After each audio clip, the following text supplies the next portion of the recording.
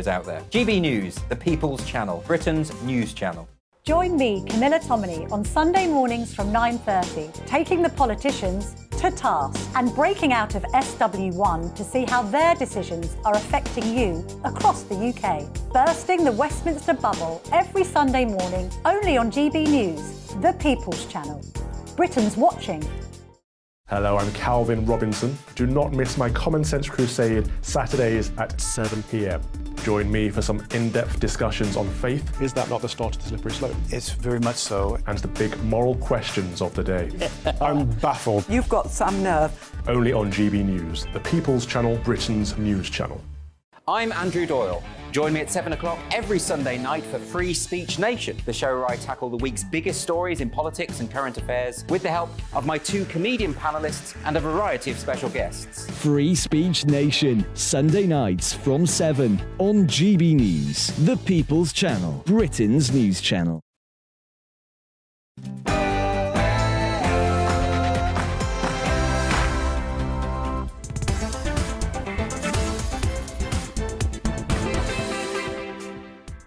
Hello, good afternoon, and welcome to GB News. It's 3 o'clock. I'm Nana Akua. We are live on TV, online, and on digital radio. And for the next few hours, me and my panel will be taking on some of the big topics hitting the headlines right now.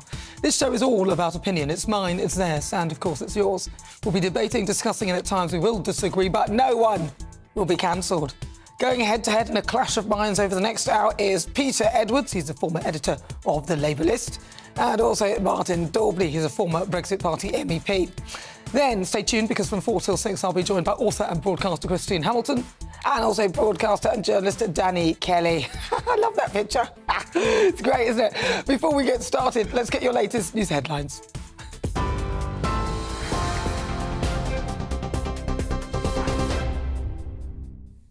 Good afternoon. It's 1 minute past 3. I'm Ray Addison in the GB newsroom. Coronation celebrations continue as thousands of people across the country are holding a coronation big lunch. The First Lady of the United States, Jill Biden, is one of the special guests being hosted by the Prime Minister and his wife outside number 10 Downing Street. Buckingham Palace is calling the lunches that commemorate the King's coronation a nationwide act of celebration and friendship. Royal fans told us why they're getting involved. It's a very nice, creative thing to bring us all together to celebrate this, because it's a one-in-a-lifetime thing. I don't think I'm going to experience it again. We think it's wonderful. There's so many people have come to support it, and we've even got, nice fine weather after all the rain. And what did you make of the coronation? We loved it. We loved every minute of it, especially seeing little Louis singing the national anthem all the way through. I was 11 when the Queen was crowned. So, but yeah, it was totally different, but just as enthralling. Yeah, I was impressed, yeah. I'm actually proud to be British, don't I? Well, later on this evening, 20,000 people will join the newly crowned King and Queen at Windsor Castle for the Coronation concert. OK, Prince of Wales, it's time for your rehearsal. Prince of Wales has released a video on Twitter which shows him rehearsing for his speech at the event. William and Kate also took a surprise walkabout in Windsor, meeting some of those queuing up for the event. Now, for those of you watching on TV, we can also see live images now of the castle, where organisers are making their final preparations. Thousands of people there queuing up to attend that concert this evening. They'll be seeing Take That, Katy Perry and Lionel Richie. They're all performing, with special appearances too from Tom Cruise, Dame Joan Collins and Sir Tom Jones. These people in Windsor are some of the lucky ones to win tickets to that concert. The whole atmosphere today, everybody enjoying themselves, all being together. There was only 5,000 ballot tickets as well. So that was excellent, wasn't it, to get a ticket for that? Yeah, we're going into the concert. Yeah. We can't believe it, honestly. Yeah. Yeah. It was a lottery, so I just applied for them. Unfortunately, we got them, didn't we? Yeah. So Dan entered the ballot online, not thinking anything would come of it. Dan's a huge royalist, and we were lucky. We got the notification in March, didn't we? Yeah. Booked a hotel, and really looking forward to it. For me, it's Lionel Richie. I think that's amazing. Well, the Met Police is facing criticism for arresting 52 people on the day of the coronation. The force says they were taken into custody for an array of offences, including conspiracy to cause a public nuisance. Graham Smith is the chief executive of anti-monarchy group Republic. He was held for nearly 16 hours. He says there's no longer a right to peaceful protest here in the UK. However, Culture Secretary Lucy Fraser told us that new police powers are there to be used. We brought in some legislation. The police said they needed more powers, so we've given them and I think then the police have to use their operational powers, their intelligence, to make the right decisions and the right calls on the day. The Met Police have defended themselves, saying the arrests were made in a proportionate manner in line with relevant legislation. However, Oliver Feely-Sprague is Amnesty International's policing expert. He told us the laws may have been misused. We are being told that we were being told that we were preventing serious disruption. The laws and the powers that they've been using are defining that serious disruption as people in yellow T-shirts holding placards. Is that really the kind of country we want to live in, where people who've had a long tradition since the suffragettes onwards of standing for what they believe in? Do we really want to see people being arrested for holding placards? I think no. And in international news, at least 8 people have been killed and 7 wounded in the United States after a man opened fire at a mall near Dallas, Texas.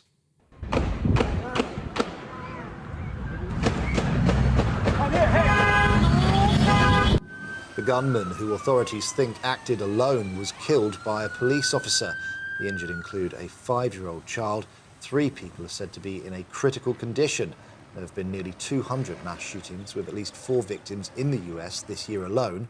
Chief of Allen Police, Brian Harvey, held a press conference earlier on today. At 3:36, our officer was at Allen Premium Outlets on an unrelated call. He heard gunshots, located the gunshot, located the shooter, neutralized the shooter, neutralized the threat. We believe at this point that the shooter acted alone. This is an ongoing active investigation. This is GB News. We'll bring you more as it happens. Now let's get straight back to Nana.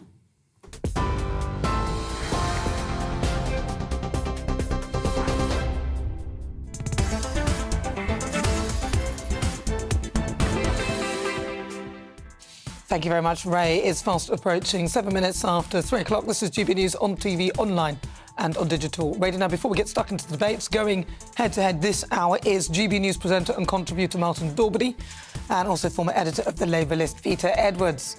Now, coming up on today's head-to-head, it's estimated that the taxpayer will be footing a hefty bill of up to £100 million. So was the coronation worth it? Prince Harry is back in California after his whistle-stop tour to the UK, visiting his father's coronation. Is he gone for good? Should he have even come in the first place? Then, after a bad week for the Tories in the local elections, the Labour leader Sir Keir Starmer has claimed that his party's performance sets them on course for a Labour majority at the next general election. What do you think? Then stay tuned at 4. It's my monologue, and I'll be giving you my personal thoughts on the coronation. You won't want to miss that one. That's all on the way in the next hour. As ever, tell me what you think on everything we're discussing. You can email gbviews at gbnews.uk or tweet me at gbnews.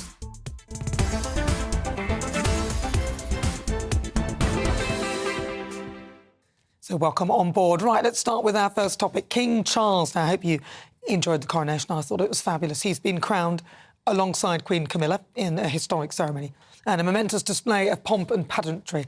Now, the drizzle didn't seem to dampen spirits, and up and down the country, people celebrated our new monarch. But, of course, it wasn't all happy and glorious. It's estimated that the taxpayer will be footing a bill of £100 million. And the police have been accused of attacking the right to protest after 52 people were arrested on the day, including the leader of an anti-monarchist group. So was the coronation worth it? And were the police too heavy-handed?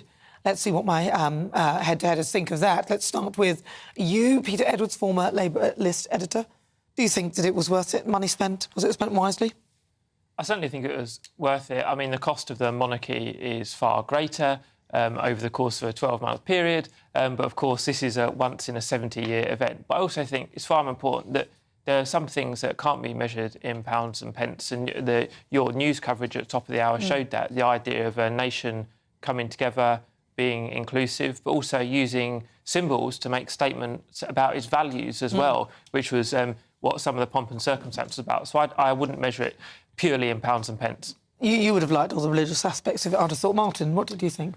I think it was worth every penny. Isn't it funny how most of the people who are complaining about 100 million have no problem whatsoever of the UK giving £1 billion every month to the European Union? So you can thank me later for going to Brussels and saving us that money. But that thanks is yet to come. The fact of the matter is, there's no price you can put on national togetherness, that coming together moment. And brand UK, I mean, the streets of London are still now packed with tourists from all over the UK, from all over the world, coming here to celebrate what we stand for, something unique. The monarchy, the pride, the pageantry, everything we saw. And by the way, well done to GBNews for having its best ever news day in terms of viewership. Really showed a clean pair of heels to the rivals because it was positive, it was upbeat, and it was celebratory. And don't we just need that? It rained all day, but actually the real raining on the parade is for these people who are complaining about the pounds and the pence. Well, it's true. I mean, you could also say that Prince Harry slightly rained on the parades, but I mean, he arrived. Do you think he was right to come to the coronation, Peter? Absolutely. Obviously, there's been unhappiness and rancour between Harry, Meghan Markle and Prince Charles, now the King. No, it's absolutely the right thing to do. It's his father's big day, and also, you know, he attended, he was solemn at the right points, he was happy in the right points, there was no fuss. After all, the perhaps sadness in some of those family relationships is absolutely the right thing to do. And there's a bit of a fuss made in some papers about the actual number of hours he spent in the UK, which I think was about 28, but he was trying to get home for his kids' bedtime in LA. Yeah. What do you think, Martin? Well, he's gone from Champions League to Conference League, hasn't he? On the third row with Andrew, where he belongs in the nation's hearts. And people are sick of him. You know, I mean, I've missed my children's birthdays before for university reunions. You're not telling me that the King's coronation, your father's coronation, a once-in-a-lifetime opportunity, isn't something worth cancelling a birthday for. It was an excuse, it was a cop-out, and I think he left his crown jewels back in the handbag in Los Angeles. I really do. Any bloke should have stood up for himself, especially on a momentous, never-to-be-repeated day. He shamed himself. I mean, look, 28 hours or whatever it was that he did, it's not really that long. And to be honest, a 4-year-old, I think it's the child was 4, they don't care about it. You could tell them the birthdays next week. It doesn't make any difference to them. But I'll tell you what we'll do. We'll have a chat with some of our GB News reporters who are out on the field. They've been across the country throughout the day. So joining me now in a moment will be Will Hollis and a few others. But I just want to come back to Prince Harry briefly because it was very brief. Do you think that Meghan stayed at home? Was she wise to stay at home? Was that the right thing for her to do? It's a big day. I'm smiling because that was always written up as royal sources saying it's best for everyone she didn't come. What a relief. And, you know, coincidence of one of the kids' birthday happening this weekend.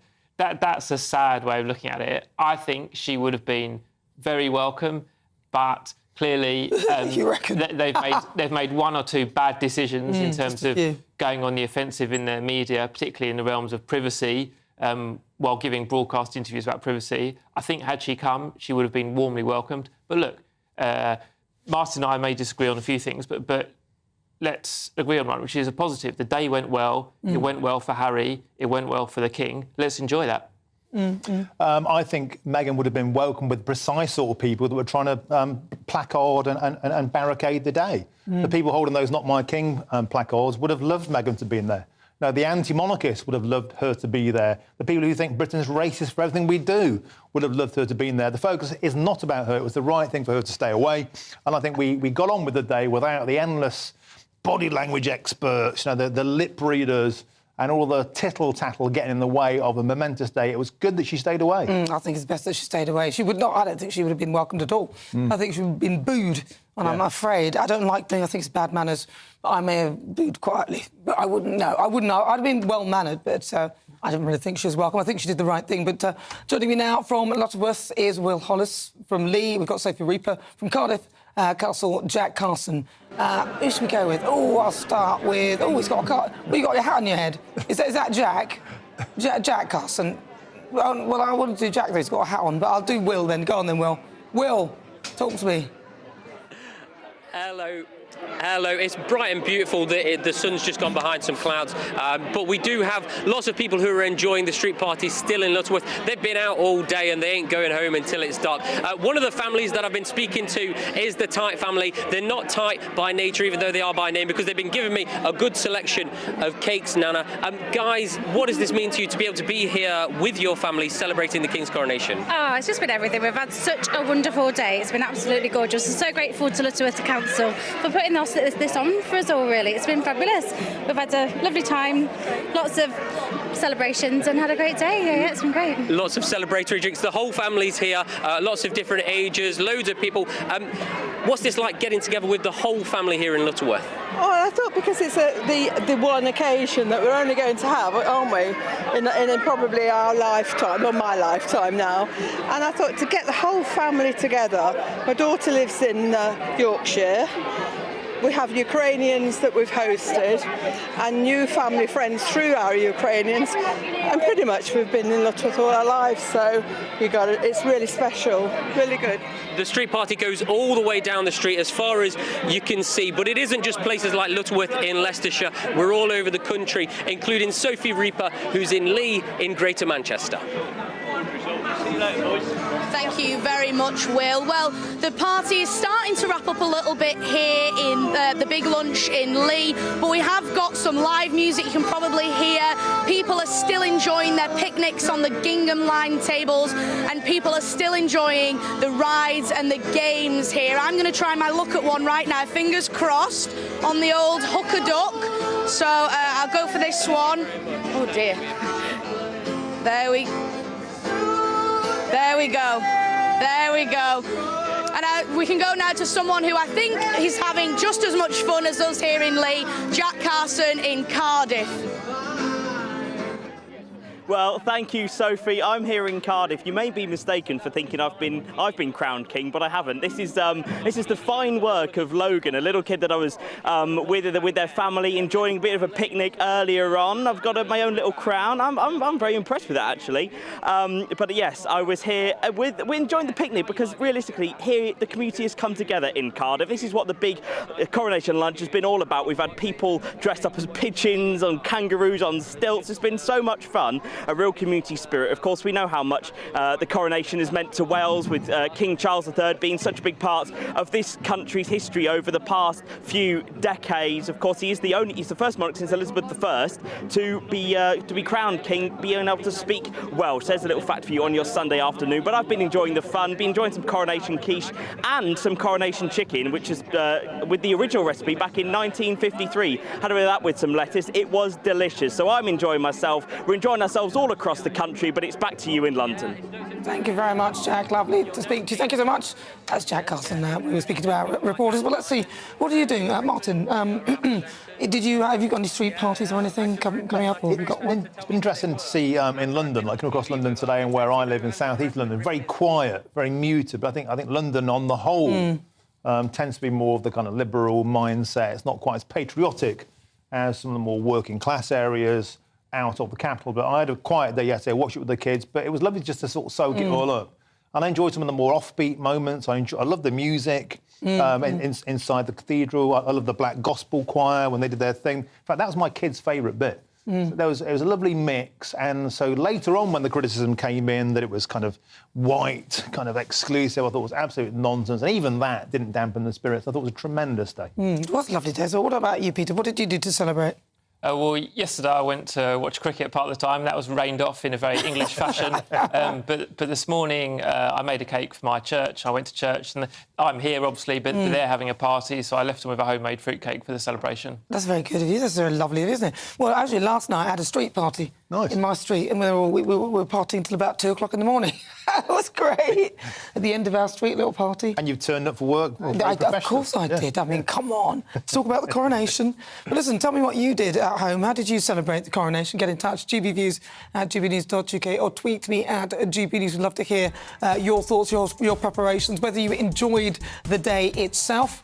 You're with me, I'm Nana Akua. This is GB News on TV, online and on digital radio. After the break, in our next head-to-head, Prince Harry is back in California after his fleeting visit to the UK for his father's coronation.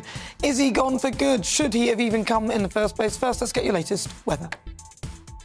Hello there, I'm Greg Dewhurst and welcome to your latest GB News weather by the Met Office. Well, wetter weather is on the way, but plenty of sunshine today. It's been rather warm. It stays muggy over the next few days too. Today's ridge of high pressure starts to move out the way, opens the doors for the Atlantic weather systems moving in, bringing some wetter and breezier conditions for many of us, some heavy showers in there too, staying unsettled for the working week.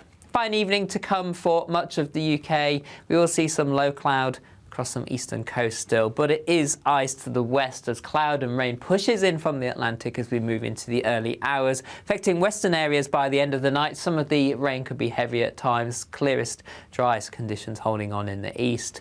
A mild start to Monday morning, temperatures in double figures for many, but a wet and windy start across western areas. This outbreaks of rain pushes its way eastwards through the day, perhaps some sunshine just about holding on for East Anglia for the longest, turning brighter behind across Scotland, Northern Ireland. Some sunny spells here, but some really heavy showers developing for Northern Ireland in particular. Some rumbles of thunder, local flooding is possible. Where we get the sunshine, temperatures reaching around 18 or 19 degrees, stuck under the cloud and the rain, it will feel quite chilly. Into the evening time, still some showers rumbling on, but they should fade away into the early hours. Cloud and rain continuing to push slowly eastwards across England and Wales, and elsewhere as we go through towards the end of the night into Tuesday morning, we'll see drier conditions spreading in from the west, and temperatures generally with cloud around holding up in double figures for many of us. It's a bit of a grey, mixed start on Tuesday morning. Some sunny spells, the risk of some rain across eastern areas, perhaps heavy for a time across northeast Scotland, but it should brighten up slowly through the morning. Some sunny spells, but also a scattering of showers developing. Stays unsettled over the next few days, further showers and rain, temperatures a little above average. It's all about family, being in people's living rooms, all the interaction and getting to know who our viewers and listeners are. When I was young, my dad used to say, Nana, stop arguing. I wanted an outlet that would enable me to give my opinion. People are going through a really hard time right now, and I know that you don't feel like you're being listened to by the establishment. I came to GB News because it's the People's Channel, and I want the audience to have their say on the events of the day. We're dynamic. We do something different. Democracy shows that the wisdom of the nation is in its people. I get to travel to find out what the story is from a personal perspective. The British people aren't fools. We know when we're not being told the full story. We've got to work out how Britain moves forward from this. It's the best country in the world. The establishment had their chance. Now we're here to represent your views. Britain's watching. Britain's watching. Britain's watching. We're proud to be GB News. The People's Channel. Britain's news channel. So Jubes and Co, we tackle the issues of the day with real robust debate, both sides of the fence, battling it out with me in the middle with my forthright opinions and views. And often really interesting things happen because you start with a position and then by the end of the debate you find actually, well, I might not have thought about that one. What we need in this country is 2 new political parties. You should maybe think about doing a 2024 calendar. I'm Michelle Dewberry and I'm keeping you company right through until 7 o'clock this evening. GB News, the People's Channel, Britain's watching. Start the day with GB News. We catch up on all the big stories you didn't hear the night before. And take a look at what the world's talking about this morning. That's right, Monday to Thursdays from 6 o'clock. It's Breakfast with Eamon and Isabel. Straight after breakfast, join us, Bev Turner and Andrew Pearce. We're going to take you through till noon. We'll be tackling the big topics of the day, including the things that the other channels just won't talk about. If it's happening here. Wake up to mornings on GB News. The People's Channel. Britain's news channel. I'm Simon Evans. Join me on GB News for Headliners at 11 p.m. What's the scoop? I'll be joined by 2 of the country's top comedians. That's right. As we take a look at tomorrow's newspapers tonight. We're going to get into trouble. If it's a big story, we'll be covering it. Spill some tea on him. There we go. But we'll also have some fun. I wouldn't stick up a bank. My father didn't love me. So anyway. Headliners every night from 11 on GB News, the People's Channel, Britain's news channel. Saturday nights on GB News. From 6 p.m, I'll give you my unique take on the world today. Then at 7, it's me, Calvin Robinson, with my Common Sense Crusade. New to GB News is the Saturday 5. 5 times the opinion. Join us every Saturday from 8 p.m. as we debate the week's stories. With us 4, plus a special guest. And at 9, of course, it's Mark Dolan Tonight. Saturday nights on GB News, the People's Channel, Britain's news channel.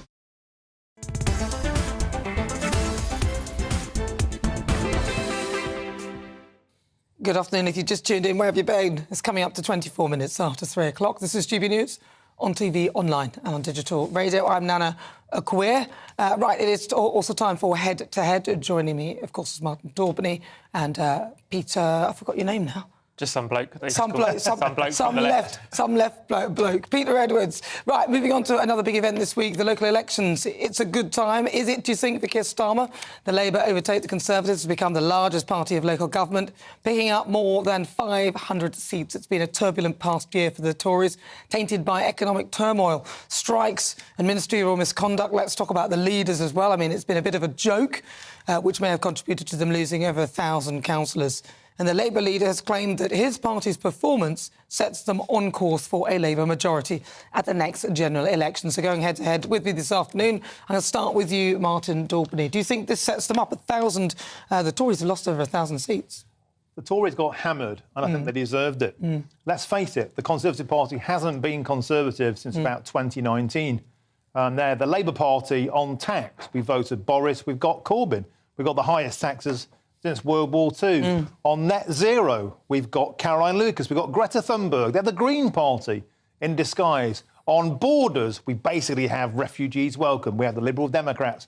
Would the real Conservative Party please stand up? Sharpish. Because if they don't, they're dead. They're dead at the next general election. And they can't rearrange the deck chairs anymore on the Titanic. This is a repeat of where Theresa May was before they were annihilated by the Brexit Party in May 2019, which I got involved in. And I think the writing's on the wall. I think they've gone too far. They talk tough, they never deliver. The Tory party is two parties within a party. It's the Shire Tories, the Wets. Proper Tories, people like Lee Anderson, I think, are the future. Sometimes you need a forest fire before there's regrowth. I think that's where we are with the Tories. They deserve to get hammered. But it's ironic because Lee Anderson came from the Labour Party as well, for him to be the real Tory. What do you think, Peter? So I think the government looks knackered, and they had a bit of a confused campaign, sometimes talking about cost of living, sometimes things about, like, small boats, and in some areas talked about local issues irrelevant to particular towns. So I think they lost their way a bit.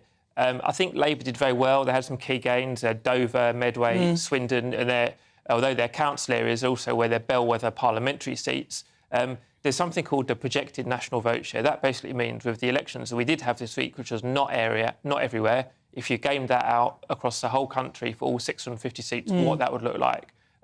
Forecasters said beforehand, and these are people who are not part of political, they're academics, said Keir Starmer needed to get about 10 to 12 points lead over the Tories. He got 7. So great job, but still more work to do, and that's why Labour are not complacent about victory. Yeah, and I think the real nightmare from my political point of view is the fact we are heading to the kind of promiscuous Lib Dems who hopped in bed with the Tories.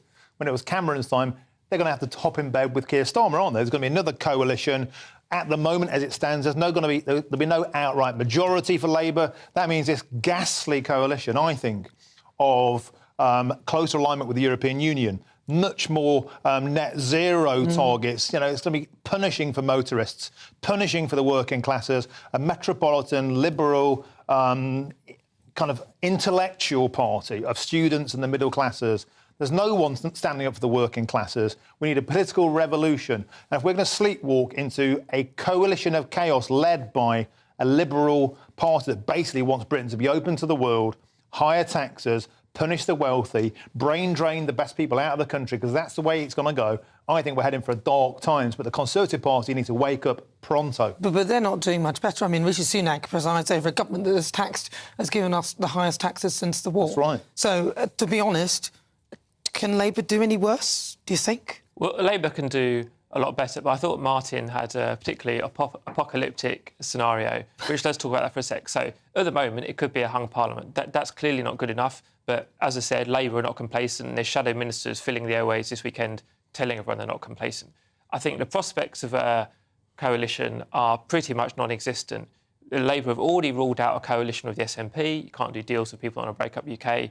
I'd imagine they'll have to do the same, if they haven't already, with the Lib Dems. And the reason for that is twofold. One, people vote for a single party, not two. And secondly, there are a lot of frontbenchers now who are very experienced, and they served through the Ed Miliband era. And Ed Miliband, much like him, was quite slow to rule out a coalition with the Scots Nats. So this time, I think, and I'd encourage Labour to be a lot quicker in ruling out a coalition. But do you not think there might be the potential for the Tories to actually do quite well and then do a coalition with the Liberal Democrats rather than the Liberal Democrats and the Labour? Well, that's for them, but there's massive ideological divides. Labour just has to fight for outright victory, but you know, the Tories have moved enormously. I'd characterise it in very different terms to Martin, but I would say the Tories have become the Brexit party with a Brexit No, Prime if Minister. But hold on, so I don't see how. What makes you think they've become that? Where is it in the way they've behaved that makes you think they support Brexit in any way, shape, or form? The Prime Minister voted for Brexit in the referendum. Yeah, That's but the behaviour, look at them. Well, he's the leader of the party, and they chose him. But anyway, I wouldn't rule it out, but it would seem bizarre in the extreme if the Tory party, aka the Brexit party, ended up doing a deal with the Lib Dems, who we all know are very tactical, very opportunistic, and Europhiles. If the Tory party were the Brexit party, and they were tough on border control, they were low tax, they were pro-business, they were small state, they would keep your nose out of our business unless you need to, let's be energy sovereign, let's be motorist friendly, let's be small business friendly, then there'd be none of this conversation even happening. The Tories would still be massively in control and in front. The pandemic came in, they threw billions away, we've got a huge national debt, we've got a national debt, the biggest ever, and what I would say is this: coalitions are always ruled out until they happen, because politicians are grasping, avaricious people who want power. And when it comes down to it, the Liberal Democrats said they will never get in bed with the Tories, and then Nick Clegg is under the duvet with David Cameron, and David Davies will do it. You know he will, with Keir Starmer. Of course he will. When push comes to shove, they will form a coalition because they want to keep the Tories out. That's their main goal. So Martin often comes across as angry all the time, and I'm never sure if he's denouncing me or another party, or people at the middle class. But why are you talking about Martin? Talk about the Labour Party. Because I think he's getting steamed up. What about the Labour Party? Answer for the Lib Dems, and I wouldn't wish to, but we all know they've got a long record of breaking promises, particularly around Nick Clegg tuition fees. Well, I don't think the Labour Party can say that they're any better. And so, they're all doing. Corbyn wanted tuition fees, and Starmer did initially. He changed his mind last week. Well, I think every politician in the country has changed their mind. Well, you were making the point, though. But Martin's been an elected politician, and I haven't. I think Martin's kind of saying a plague on all your houses. So is Martin just saying all politicians, including him, are useless? No, I'm not saying that. What I'm saying is stand by your actual convictions. When you say get Brexit done, actually do it. Deliver on fishing, deliver on Northern Ireland, deliver on border control, deliver on low tax, deliver on being free of the burden of Strasbourg and Brussels. That didn't happen. Brexit didn't happen. We had a brino. The Brexit Party said that all along. And I hate to be proven right. Why does a Brexit Party not win elections then, if you're right? Well, because we made the Tories do a Brexit. That was our job. But your analysis is totally confused. No, on the one hand, that's what happened. On the one hand, I say Tories have become Brexity, and you were very upset about that. But then you're also saying you've won the argument within the right, and Brexit policy has been delivered. Now, I would say, as someone who voted for Remain, we had the EU referendum, Remain lost, Brexit happened. You're also upset about that, even though you won. No, because what's going to happen next, and I refer you to my previous point, don't forget, the Liberal Democrats' canvassing literature was bollards to Brexit. And Starmer has already said he wants closer alliance, with the European Union, more akin to a single market in all but name. What's going to happen if there is this alliance is the cap flat will be unscrewed back to Brussels. Now, call me a conspiracy theorist. They both want that. And if you're going to broker power, surely one of your terms of engagement, if you're a Liberal Democrat leader with half a brain, to appeal to your voter base is say, we want to get closer to Brussels.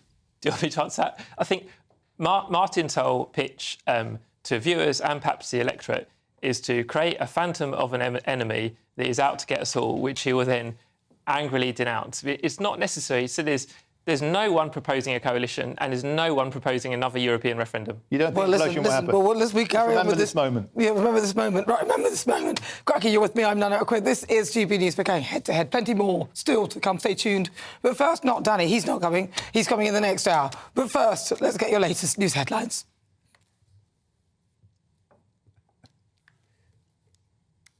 The news is on the way. Stay tuned. Remember, keep your thoughts coming. Email gbviews@gbnews.uk or tweet me at GBNews. We'd love to hear your thoughts and your opinions. Should we carry on arguing with this? Because I was really quite enjoying it, actually. Because you were giving... I'm going to give you some more time, Peter, because you were telling Martin is coming up with apocalyptic ideas and images. But what's your view? I mean, I think he's making sense. The Tory party are not behaving like the Tory party. The Labour Party are probably behaving slightly more like the Tory party, but then they are the Labour Party, and at the end of the day, they always spend more money than the Tory party.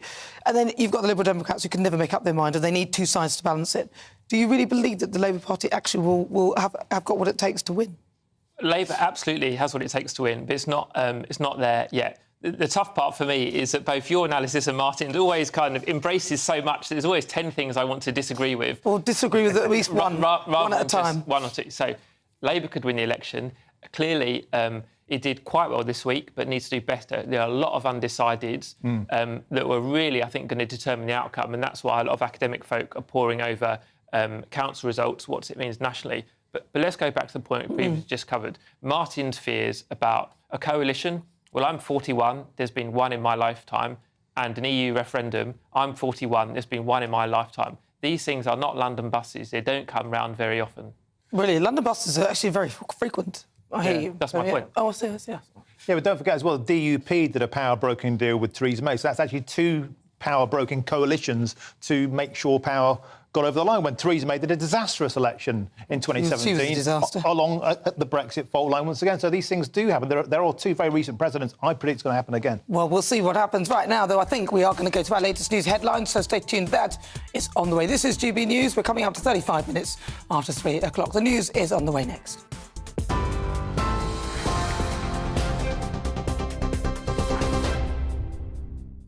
Thanks, Nana. I'm Ray Addison in the GB newsroom.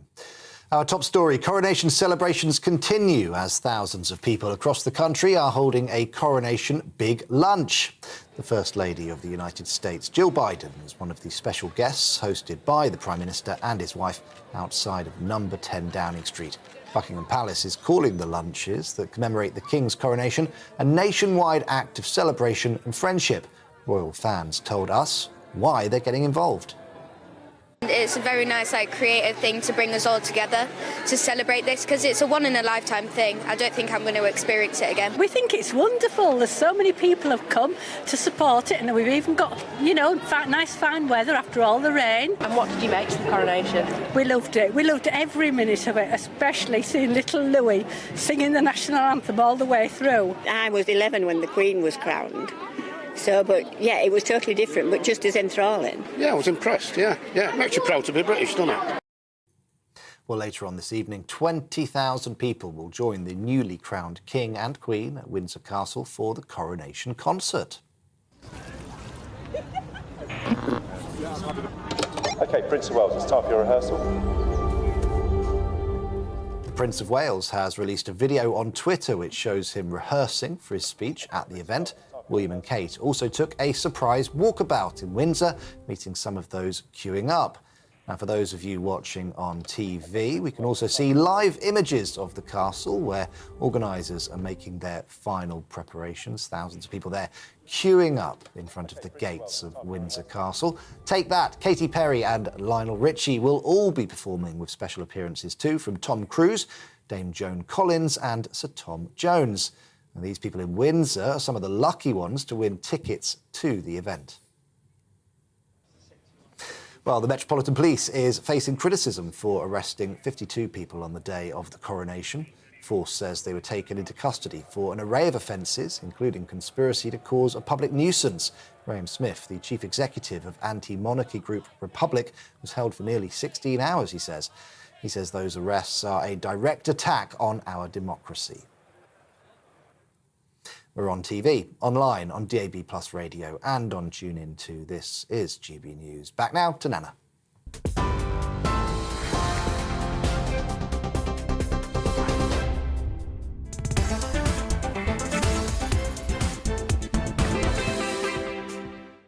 Thank you, Ray. This is GB News. Now, coming up at 4 o'clock, it's my monologue.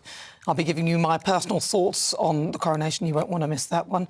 And very shortly, Peter Edwards and Martin Dalby will be going head-to-head again as we discuss the Conservatives losing over 1,000 seats. In fact, we've just done that one. So we'll be chatting about other stuff. Stay tuned.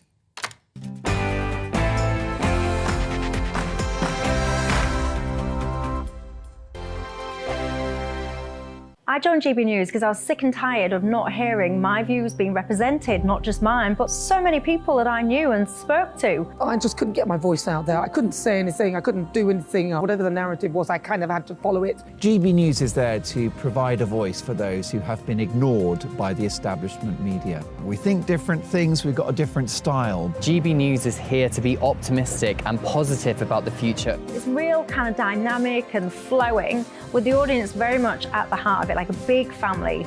Here at GB News, we talk about the things that matter to you. Hearing the voices from right across our towns and cities, especially our towns. All sides of the argument represented with a heavy dose of opinion. We're on a mission here to make a difference. And the GB News family really is here for you, and whatever time of day you can watch or listen. Britain's watching. Britain's watching. We're proud to be GB News. The People's Channel. Britain's news channel. Westminster is going around in ever-decreasing circles, followed by the media. Britain is broken. How on earth did we get into this mess? But more importantly, how do we get out of it? Join me at 7 p.m, Mondays to Thursdays on Farage, here on GB News. We will have open, rational debate. We've got to work out how Britain moves forward from this. Join us here on GB News, the People's Channel. Britain is watching. You've probably seen politicians interviewed 1,000 times, but we do it differently. We find out who they really are, we don't shout, we chat, and hopefully we bring a bit of light, not just heat. Did you know Kate Moss? Apparently. Do you have a pair of jeans or a pair of jeans? No, of course I don't. What would I do with them? My friends are like, oh my God, what's she doing now? Join me every Sunday at 6 for Gloria Meets, only on GB News, the People's Channel, Britain's news channel. I'm Jacob Rees-Mogg, the Member of Parliament for North East Somerset and a former government minister. For years, I've walked the corridors of power in both Westminster and the City of London. We need to have the arguments, the discussions on how we make it better. Crop failures, famine, war, suffering on a scale completely unimaginable. We are putting the cart before the horse. As Charles I said at the scaffold, he was the true defender of liberty. Yeah, I've completely derailed the conversation. Join me Monday to Thursday at 8 p.m. on GB News, Britain's news channel. New to GB News is the Saturday 5. Join us every Saturday from 8 p.m. as we debate the week's stories. Right, folks, that was a spicy one, wasn't it? With us four, plus a special guest. Sometimes she has to stick her foot in it. Sometimes she has to say things as they are. Sometimes I think we should keep the refugees and send the pensioners to Rwanda. Then we'd be in a much better state. Well, Benjamin, that is... The Saturday 5. Saturday nights from 8. Only on GB News, the People's Channel. Britain's news channel. Watching.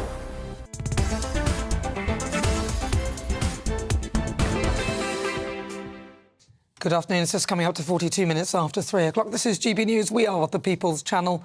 I'm Nana Akua. Now, just before the break, I was talking about the local election results. Loads of you have been getting in touch with your thoughts. Graham says, seeing Keir Starmer's smug face during saying Labour are on the way to a majority makes me even more determined to vote Tory. He's taken a lot for granted and is counting his chickens too soon. I sort of agree with that. I think he's just too smug, and he's only getting there by default. John says if Labour need to do a deal with the Liberal Democrats to get into power at the next general election, then we can kiss goodbye to Brexit. Mary says the turnout for these local elections, which nobody's pointed out, actually, well done, Mary, was terrible. How any winners can claim victories with such abysmal turnouts is beyond me. And there lies the problem. Yeah, thank you for that, Mary. Keep your thoughts coming. GBviews at gbnews.uk. Now, on to this next topic. The controversial plan to house migrants on the refitted barge seems to be going full steam ahead, as the barge in question is due to arrive in the UK in the next 24 hours. Yes, it is the Bibby Stockholm, which is currently steaming towards Falmouth Harbour, to be refitted ahead of housing up 500 asylum seekers down in Portland. So, should we be using such vessels to house asylum seekers? Well, going head-to-head to discuss this, I'm joined by former editor of the Labour list, Peter Edwards, and also GB News contributor and former Brexit Party MEP, Martin Daubney. I've got to start with you, Peter. What do you think about this? Full steam ahead for the Bibby Stockholm. She's coming. Well, it's not full steam ahead at all, and it may never happen. All it is a barge for a very bad idea arriving in a harbour where it'll be refitted and eventually, at some point in future, some people might live in it, which I think will be quite uncomfortable. But there's a parallel with the Rwanda policy. how many times has that been announced and re-announced? It's still not happened. Then Suella Braverman, the Home Secretary, said recently he'd be sending flights to Rwanda by this summer, and her boss, the Prime Minister, said immediately, no, we won't. So we're not doing Rwanda, thankfully. We're not doing the barges. Will the barges ever happen? Out of interest, what are the Labour Party saying?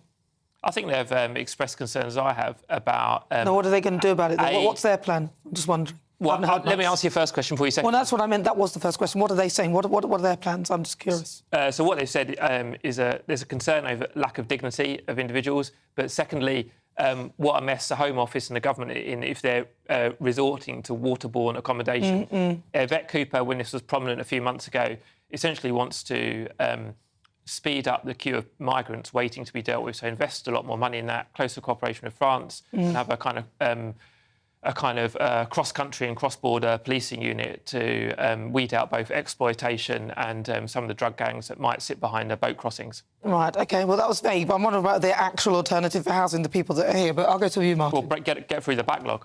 Get through the backlog. But in the meantime, you get through the backlog, you've still got loads of people here, you've got to do something about them, you can't just go get through the backlog. They've got to go somewhere. Well, you have to build more places. They're either on like land where? or in a... Well, I don't know, I'm not a planning officer. Well, OK, there we go. Martin. Well, there we have it. I mean, I know you're not in charge of Labour policy, Peter, but Labour don't have a policy other than more of the same and probably more of it. Let's be honest. It's refugees welcome. Yvette Cooper, the Shadow Home Secretary, was holding up that sign. We know Labour's heart isn't in border control. Keir Starmer axed turf on the front of the Telegraph to try and woo the red wall. We know that really behind that smile is a welcoming red flag. Come over here. You're welcome. As for the barges idea, it's an irony, a bitter irony. The Tories are a sinking ship and they're relying on barges. They're going to need to build more barges. We're going to need the biggest flotilla since D-Day to house the amount of people coming over. 100,000 projected this year. What do these things hold? A few hundred each? 500, I think. We need a Spanish armada stretching all the way. It's going to be like the Dunkirk evacuation, except just people bobbing in the sea. Come aboard, 5-star meals, here's a gym, here's your Wi-Fi card. It's preposterous. People want an end to people actually coming here in the first place. No more hotels, no more cruise ships. Let's actually close the borders. Let's actually annex UN conventions, which exist, to tow boats back, and if the French don't like it, El Tuffo. Let's actually have some action. If the Tories had done that all along, I repeat once again, Nana, we would not be in this fine mess. Martin is conflating refugees, i.e. people fleeing war, and economic migrants. And I don't know if he's doing that because he's very confused or he's trying to mislead people. But there's a difference between the Shadow Home Secretary, which he did holding up a sign saying refugees welcome. To me, that would include people from Ukraine, for example, and the Home Office problems to house migrants by whatever route they've come. OK, so what about people coming from Albania who say they're not, or people who mid-channel are instructed by human traffickers to throw their documents in the water, so when they arrive they're undocumented and they can say what they like and they can game the system? This does happen. I'm sorry to let pop the Liberal bubble that everyone like Gary Lineker thinks is fleeing a war zone. It's not simply true. And if we accept that, and we accept that people are gaming the system and are instructed to game the system, then we have a never-ending caravan coming over the channel. And I'm afraid these borders won't stop it, but the Labour Party have got even less of a clue about what to do about it. I think when Martin talks about a caravan coming over the channel, he really is collapsing under the weight of his own metaphors. Again, What do you mean? What do you mean collapsing under the weight? Where are you going? A caravan? Caravans, I know caravans can't go over the channel, but what do you mean? Exactly. Is that my point? I'd love to see a caravan. Maybe we could make a caravan that floats on the waters that picks people up and just takes them back. Let's not obsess on the That's like a plane, isn't it? That's a plane. Taking them back to Rwanda. Martin's other Patriotism was about the French bringing a Spanish armada, which I suspect won't happen, but that might be the Catalans or the Basques in Martin's world. Forget the language. What about the solutions? Yeah. What's the Labour Party's solution? I think what people think about this is they hear this whole thing, and the ideas, some of them might be preposterous, but at least they're ideas, and somebody's coming up with something. You go from one extreme to the other. Hopefully, you find something in the middle. I think a lot of people are just asking, what would the Labour Party actually do about it? Because it's easy to criticise without actually having a plan. You've talked about faster processing and all that, but we still have an issue of people coming over right now, every day. Refugees from Ukraine, are they welcome? Yes or no? Well, refugees, they're refugees, aren't they? We're talking about asylum seekers and economic migrants. So, you know, refugees, But they're we've got them. two different That's what I'm saying. So I'm talking about asylum seekers and migrants who are coming via the channel. I'm not talking about refugees who are fleeing war and persecution who are legitimately doing that. I'm talking about people who are coming across in these boats like this and just trying to claim asylum. And a lot of them are actually economic migrants. Exactly. So there's more than one class of people coming on a boat. Absolutely, Some are yes. asylum seekers and some what would be referred to as economic migrants. But I really think, and I know we had a bit of a joke earlier, we've got to disaggregate these two things because the different groups of people, asylum seekers and economic migrants, have different rights and very different circumstances. To me, that's much more important than the particular boat or plane or car. So you'd have them in little categories. So you've got your asylum seekers on that. No, that's the law. Hang on, let me finish. That's the law. Let me finish. You'd have the asylum seekers on one bit. Yes, I know there's the Refugee Convention. Then you'd have your refugees and your economic migrants. Now you've put them in categories. What are you going to do with them? Well, they're already in categories. It's called the law. I know that, but that's not the question. I'm saying, what are you going to do with them? I understand that. We know it's a law. But now they're in their categories. What are the Labour Party going to do about it? That's what people are concerned about. Well, I'll give you my view, because I think it would be unfair if I pretended to be a spokesman for the Labour Party one or not. But to me, let's just talk about refugees, for example. So for the last 10 years, there have consistently been wars around the world. Let's talk about migrants and asylum seekers, like the majority of those coming on the boats. So economic migrants. Yeah, because they're and that's the majority of the people coming, by the way. Well, we need, as Labour has said for more than a year, we've got to cut the number of crossings because lives are put at risk, and you can only do that by closer cooperation with the French government rather than shouting at them, as Liz Truss and Boris Johnson were wont to do. Well, no, but Rishi Sunak has done a deal with them, 500 million, you know, and they're building a centre in France. Yeah, it's long on the other overdue. side. Yeah, but they're doing it. They're doing that now. So you're saying what you've said is not what they're doing. They have said that they're going to do that. Rishi Sunak has done a deal for $500 million. He's cooperating very nicely. You've seen the bromance with him and Macron. Something is happening, right? Yeah, OK. So there was an idea put forward by the Labour Party. The Conservative government adopted that. OK, so maybe we chalk that up as a positive rather than all getting angry about it, as Martin is wont to do. But then you alluded earlier to another problem, which is totally reasonable, which is the backlog in processing, which leads to people, in my view, being housed in very unpleasant accommodation. And there's obviously an outbreak of virus and disease at the Manston Processing Centre. So it's the backlogs that are one of the biggest drivers of all these problems, aren't they? So you've got to put more money into reducing the backlog, or people are always going to be at risk of being essentially bunkered down in potentially disease-ridden processing accommodation. That's true, but a lot of the diseases actually they brought them with them, and not in a horrible way, but a lot of those countries have diseases there that we don't have here right now. I think people are very entitled to feel angry, actually, because we've been lied to. We've been lied to by successive governments over and over again. We've thrown millions and millions, hundreds of millions of pounds at France. Things have got worse.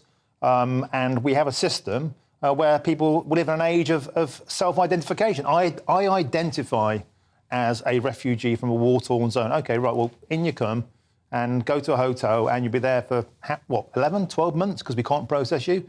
But we don't know the veracity or the nature or the authenticity of that story. And we do know that people are being told what to say to more successfully apply for an asylum that works for them in the end game. So we have to accept the system is broken. And if Labour's party is to fast-track those coming in, it's a pull factor which will exacerbate the problem. That's what the electorate don't want. The electorate want control. Labour didn't say they'd fast-track people coming in, as Martin articulated it. Labour said they would try and get through the backlog. It's a different thing. You've got to get your facts right. Well, I think it amounts to the same thing in the end, doesn't it? Processing people faster. But then where are you going to put them? Well, let's see what you've been saying about the coronation. Adrian says Harry should have brought his family and celebrated all together and sorted out his differences. I would have loved to have seen that, but I don't think they would have been that welcome. Martin says, who cares if it costs us taxpayers $100 million? I think it's money well spent. Just think of the tourism that it brought into London. Agreed.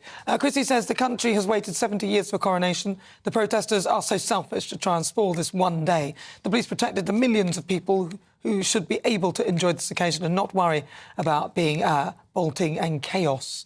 OK, let's see what else. Well, the coronation was actually thoroughly patriotic, actually. I loved it. The crowning of our monarch and the red, white and blue flyby, all of that, the balcony.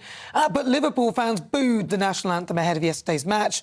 But on the whole, though, are we more patriotic because of the coronation? What do you think?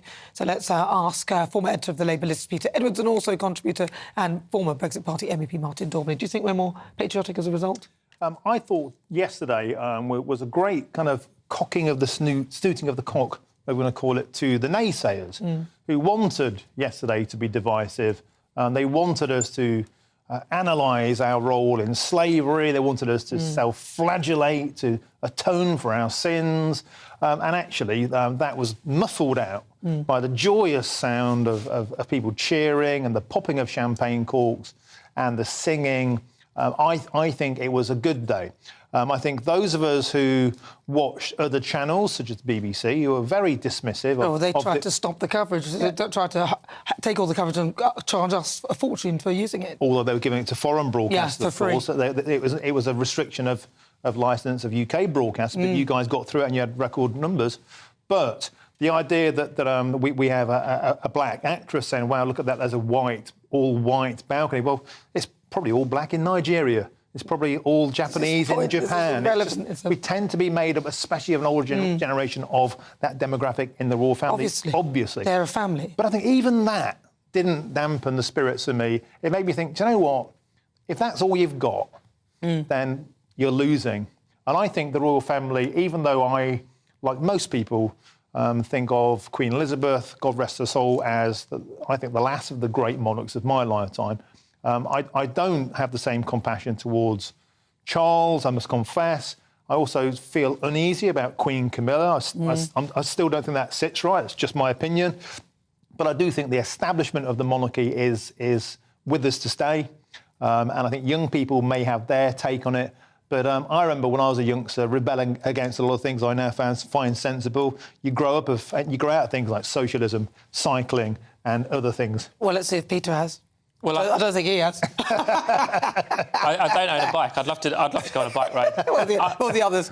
I think there'll be a spike in support for the monarchy after this, and there generally is after state occasions. Yesterday went fantastically well. And then, of course, for people who are still perhaps making their mind up about whether they want republicanism, that will have an effect on their opinions in the future. But I want to talk about what happened at Anfield, the Premier League football ground of Liverpool, because I'm a Liverpool supporter, but also I'd absolutely defend the role of the royal family, and I think they do a great job. And I've read some really overblown media coverage, especially in the Mail on Sunday, of the booing at Anfield.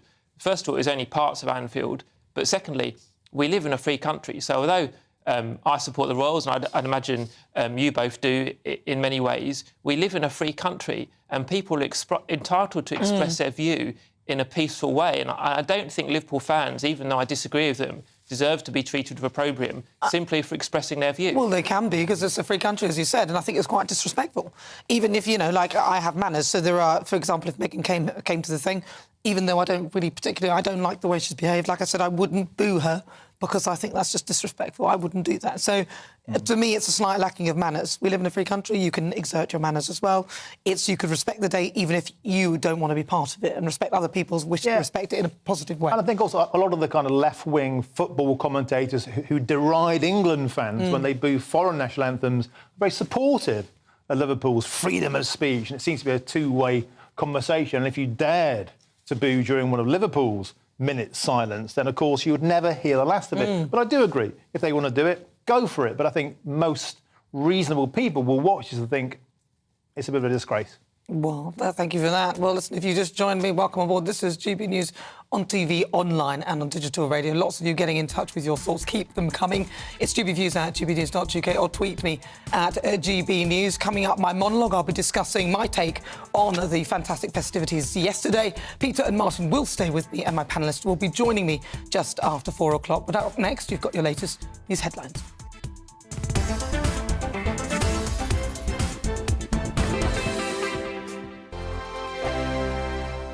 Monday to Thursday nights on GB News. At 6, it's Dubes & Co. 7 o'clock, Farage. At 8, join Jacob Rees-Mogg. And at 9, Dan Wootton Tonight, followed by Headliners. On TV, radio and online. This is GB News. First and foremost, I am a GB News fan, and I was before I was working here. Just love the fact that we're asking the questions that a lot of establishment media won't ask. With a bit of a twist, we not only want to inform you, but we want to keep you entertained. It's worth the drive because you get in and the team's all ready and waiting, they're itching to go, and it's a proper little family. GB News is the people's channel. It's the audience that makes the programme sing. We're giving our viewers and our listeners a voice. I see the thousands of your letters, tweets, emails, you name it, coming in. Britain is broken. How on earth did we get into this mess? But more importantly, how do we get out of it? The establishment had their chance. Now we're here to represent you. It's time for something different. It's time for GB News. I'm very patriotic. I believe in Britain. Our best days lie ahead. Britain's watching. Britain's watching. Join us here on GB News. The people's channel. Britain's news channel. Join me, Patrick Christie's Monday to Friday, 3 till 6. We tackle the day's news agenda like you've never seen before. It's high tempo, high octane, the most controversial topics, and the best guests. You will not be able to take your eyes and ears off it. I'm not afraid to ask the questions that you really want answered. 3 till 6 p.m, Monday to Friday on GB News, the People's Channel, Britain's news channel. GB News has its own late-night paper preview show, Headliners, where comedians take you through the next day's top news stories. You don't have to bother reading the newspaper, we've got it covered for you. Headliners, every night at 11 p.m, and repeated every morning at 5 a.m. We won't send you to sleep like some of the other paper review shows out there. GB News, the People's Channel, Britain's news channel.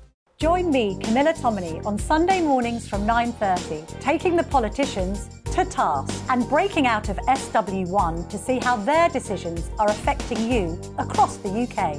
Bursting the Westminster bubble every Sunday morning, only on GB News, the People's Channel. Britain's watching. Hello, I'm Calvin Robinson. Do not miss my Common Sense Crusade Saturdays at 7 p.m.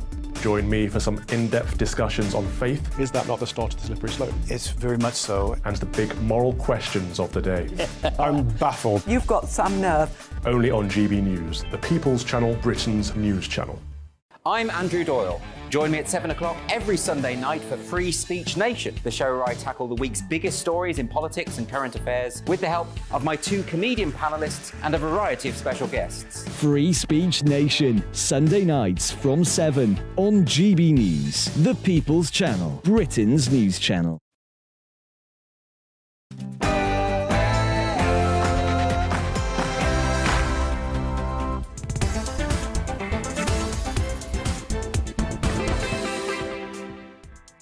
Hello, good afternoon and welcome to GB News on TV, online and on digital radio. I'm Nana Akua, and for the next 2 hours, me and my panel will be taking on some of the big topics hitting the headlines right now. This show is all about opinion. It's mine, it's theirs, and of course it's yours. We'll be debating, discussing, and at times we will disagree, but no one will be cancelled. So joining me today, it's author and broadcaster Christine Hamilton, and also journalist and broadcaster Danny Kelly. Before we get started, let's get your latest news headlines.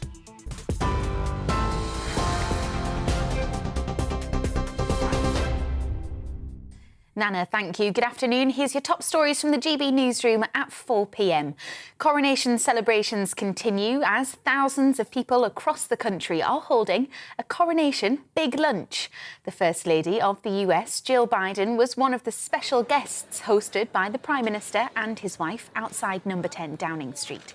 Buckingham Palace is calling the lunches that commemorate the King's coronation a nationwide act of celebration and friendship. Royal fans have told us why they're getting involved.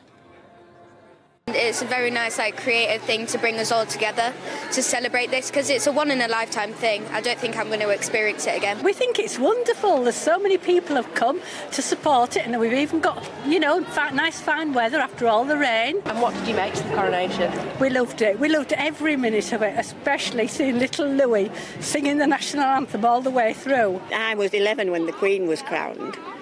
It was totally different, but just as enthralling. Yeah, I was impressed, yeah. Makes you proud to be British, doesn't it? Then later this evening, 20,000 people will join the newly crowned King and Queen at Windsor Castle for the coronation concert. OK, Prince of Wales, it's time for your rehearsal. The Prince of Wales has released a video on Twitter which shows him rehearsing for his speech at the event. William and Kate also took a surprise walkabout in Windsor, meeting some of those queuing up for the event. And for those of you watching on TV, you can see these live pictures of the castle where organisers are making their final preparations. Take That, Katy Perry and Lionel Richie will be performing with special appearances from Tom Cruise, Dame Joan Collins and Sir Tom Jones. These people in Windsor are some of the lucky ones to win tickets. The whole atmosphere today, everybody enjoying themselves, all being together. And there was only 5,000 ballot tickets as well. So that was excellent, wasn't it, to get a ticket for that? Yeah, we're going into the concert. Yeah. We can't believe it, honestly. Yeah. Yeah. It was a lottery, so I just applied for them. Unfortunately, we got them, didn't we? Yeah. So Dan entered the ballot online, not thinking anything would come of it. Dan's a huge royalist, and we were lucky. We got the notification in March, didn't we? Yeah. Booked a hotel, and yeah, really looking forward to it. For me, it's Lionel Richie. I think that's amazing. The Metropolitan Police is facing criticism for arresting 52 people on the day of the coronation. The force says they were taken into custody for an array of offences, including conspiracy to cause a public nuisance. Graham Smith, the chief executive of anti-monarchy group Republic, was held for nearly 16 hours. He says there's no longer a right to peaceful protest in the UK. However, Culture Secretary Lucy Fraser told GBNews that the new powers police have are there to be used. We brought in some legislation. The police said they needed more powers, so we've given them and I think then the police have to use their operational powers, their intelligence to make the right decisions and the right calls on the day. Well, the Met Police say the arrests were made in a proportionate manner in line with relevant legislation. However, Oliver Feely-Sprague is Amnesty International's policing expert. He told us the laws may have been misused. We are being told that we were being told that we were preventing serious disruption. The laws and the powers that they've been using are defining that serious disruption as people in yellow T-shirts holding placards. Is that really the kind of country you want to live in, where people who've had a long tradition since the suffragettes onwards of standing for what they believe in? Do we really want to see people being arrested for holding placards? I think no. In other news, at least 8 people have been killed and 7 wounded in the US after a man opened fire at a mall near Dallas in Texas.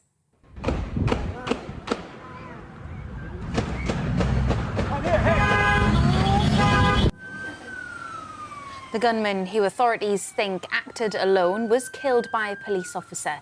The injured include a 5-year-old child, and 3 people are said to be in a critical condition. There have been nearly 200 mass shootings, with at least 4 victims in the US this year. Chief of Allen Police Brian Harvey held a press conference earlier today. At 3:36, our officer was at Allen Premium Outlets on an unrelated call. He heard gunshots, located the gunshot, located the shooter, neutralized the shooter, neutralized the threat. We believe at this point that the shooter acted alone. This is an ongoing, active investigation. You're up to date on GB News. Now it's back to Nana.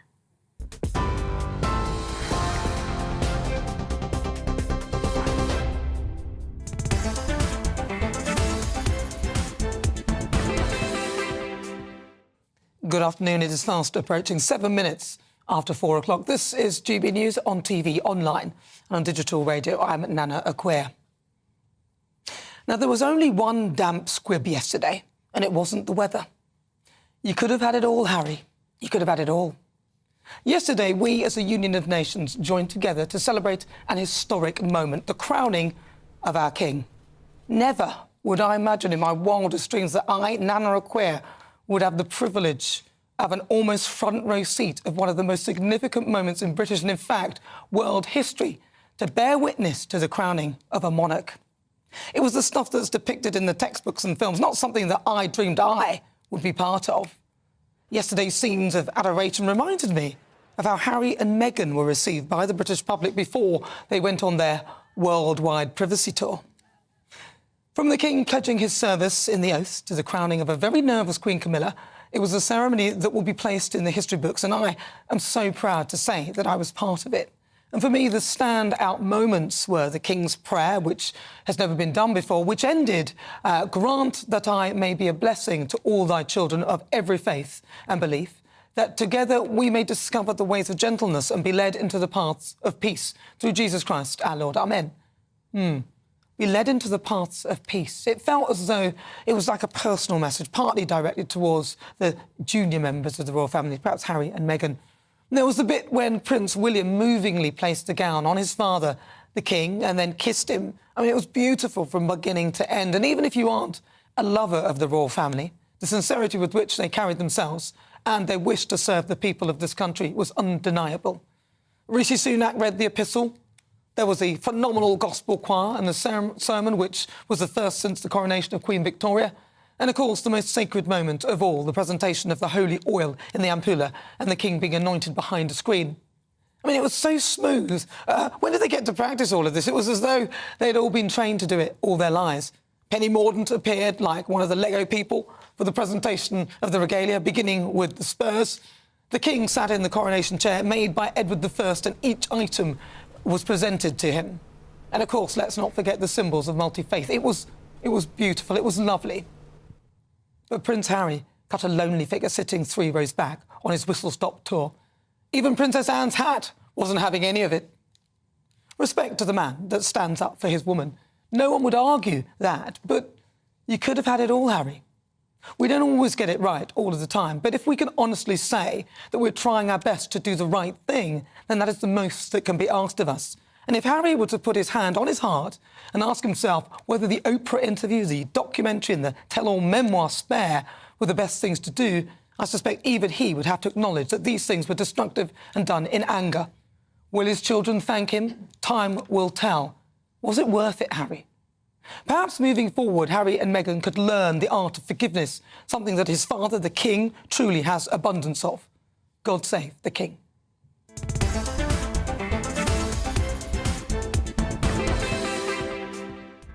Right, so before we get stuck into the debate, here's what else is coming up today for the Great British Debate this hour. I'm asking, do you believe the monarchy is the way forward?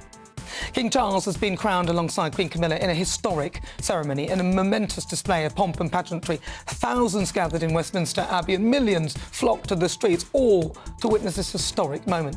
But has this coronation left a good first impression for King Charles in the eyes of the public? With Prince Harry showing up to see his father receive the crown, are things looking up for the royal family? Then stay tuned at 4:50 at Worldview. I'll be going around the globe to speak to the host of the Politics People podcast, Paul Dundridge, to discuss the US President Joe Biden's absence at the King's coronation yesterday. And then at 5, it's this week's Outside Now. I'll be talking to an incredible young man. He's a 17-year-old. He has leukemia. He's a survivor he's been invited to the royal household for a once-in-a-lifetime opportunity to attend the King's coronation in Westminster Abbey. We'll be getting his first-hand account of this incredible experience. You won't want to miss that. That is coming up in the next hour. Tell me what you think on everything we're discussing. Email gbviews@gbnews.uk or tweet me at gbnews.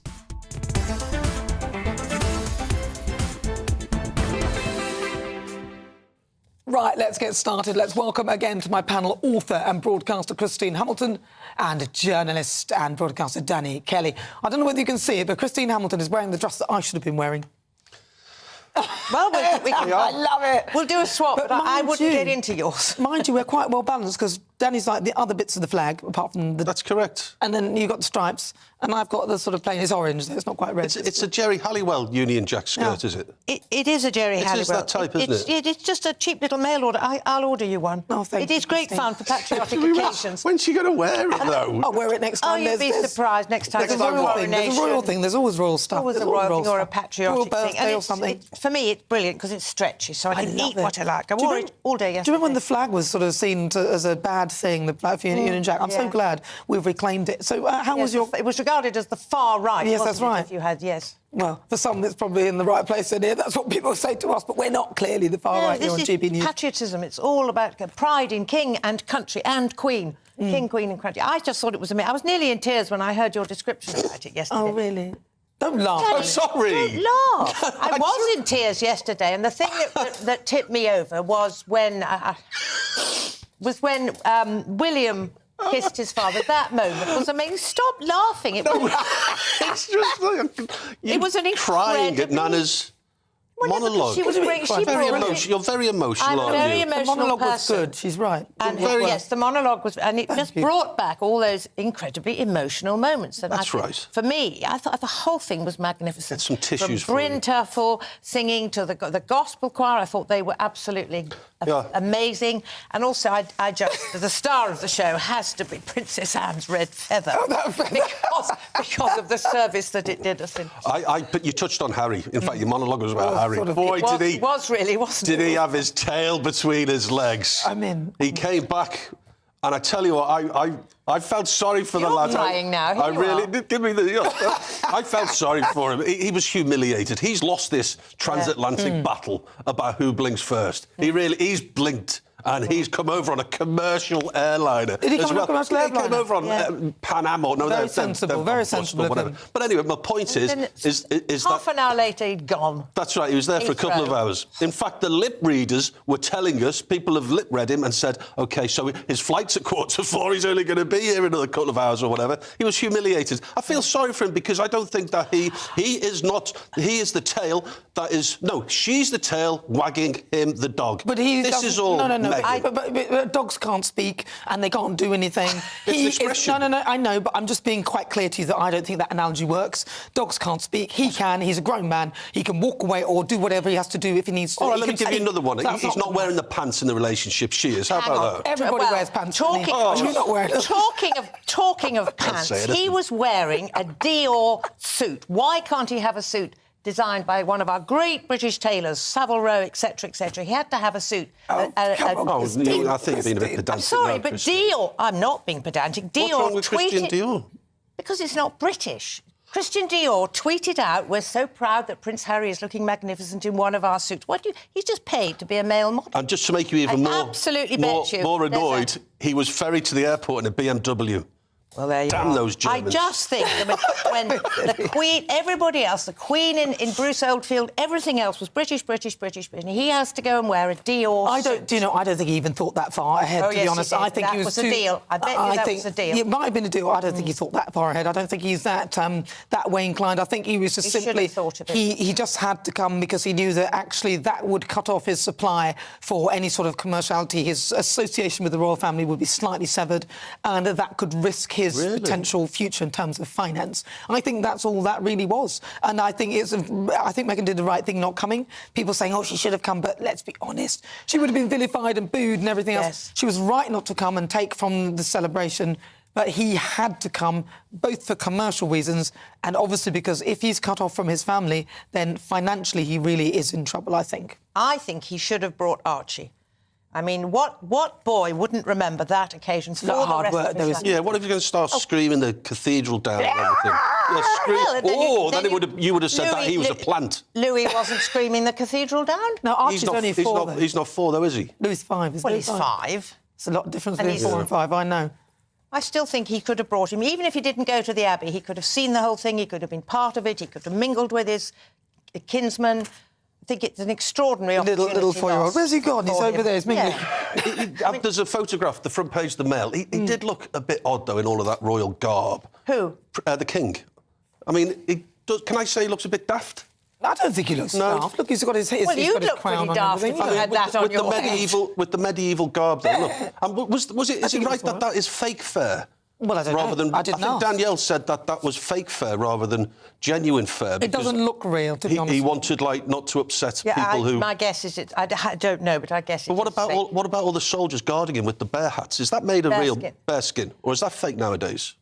I don't know. Anyway, I think it was a great occasion. They last a long time, so there'll be an awful lot of them out there. Will be genuine bear skins. It was a great occasion. I enjoyed William... Danny's brain. Is that a bear skin? Is it real bear skin? I enjoyed William kissing his father. And there's a message here for lots of sons out there. Never be afraid to give your dad a kiss. I kiss my dad every time I see him on the cheek. I love him. A lot of blokes don't... I don't want to be seen kissing another bloke and all of that. But your dad... Kiss your dad. Of course, I kiss my when I see him. I don't know where he is. No one does. Yeah, well, girls would anyway. My mum, I give my mum a kiss and everything. And but a lot of boys don't. A lot of boys don't. Danny says they don't want to kiss their dad because it's not macho. My brother's always kissed But I think it's actually tragic that Prince Harry sort of denied himself the love of his own dad, the closeness and affection, because, you know, and also, I mean, if you look at what's happening, it's almost a mirror of Meghan Markle's behaviour towards her father, where she won't now go and see her dad, even though her dad is potentially, you know, it sounds like he's dying. He's on death's door, yeah. But then I don't expect much from them, seeing as they were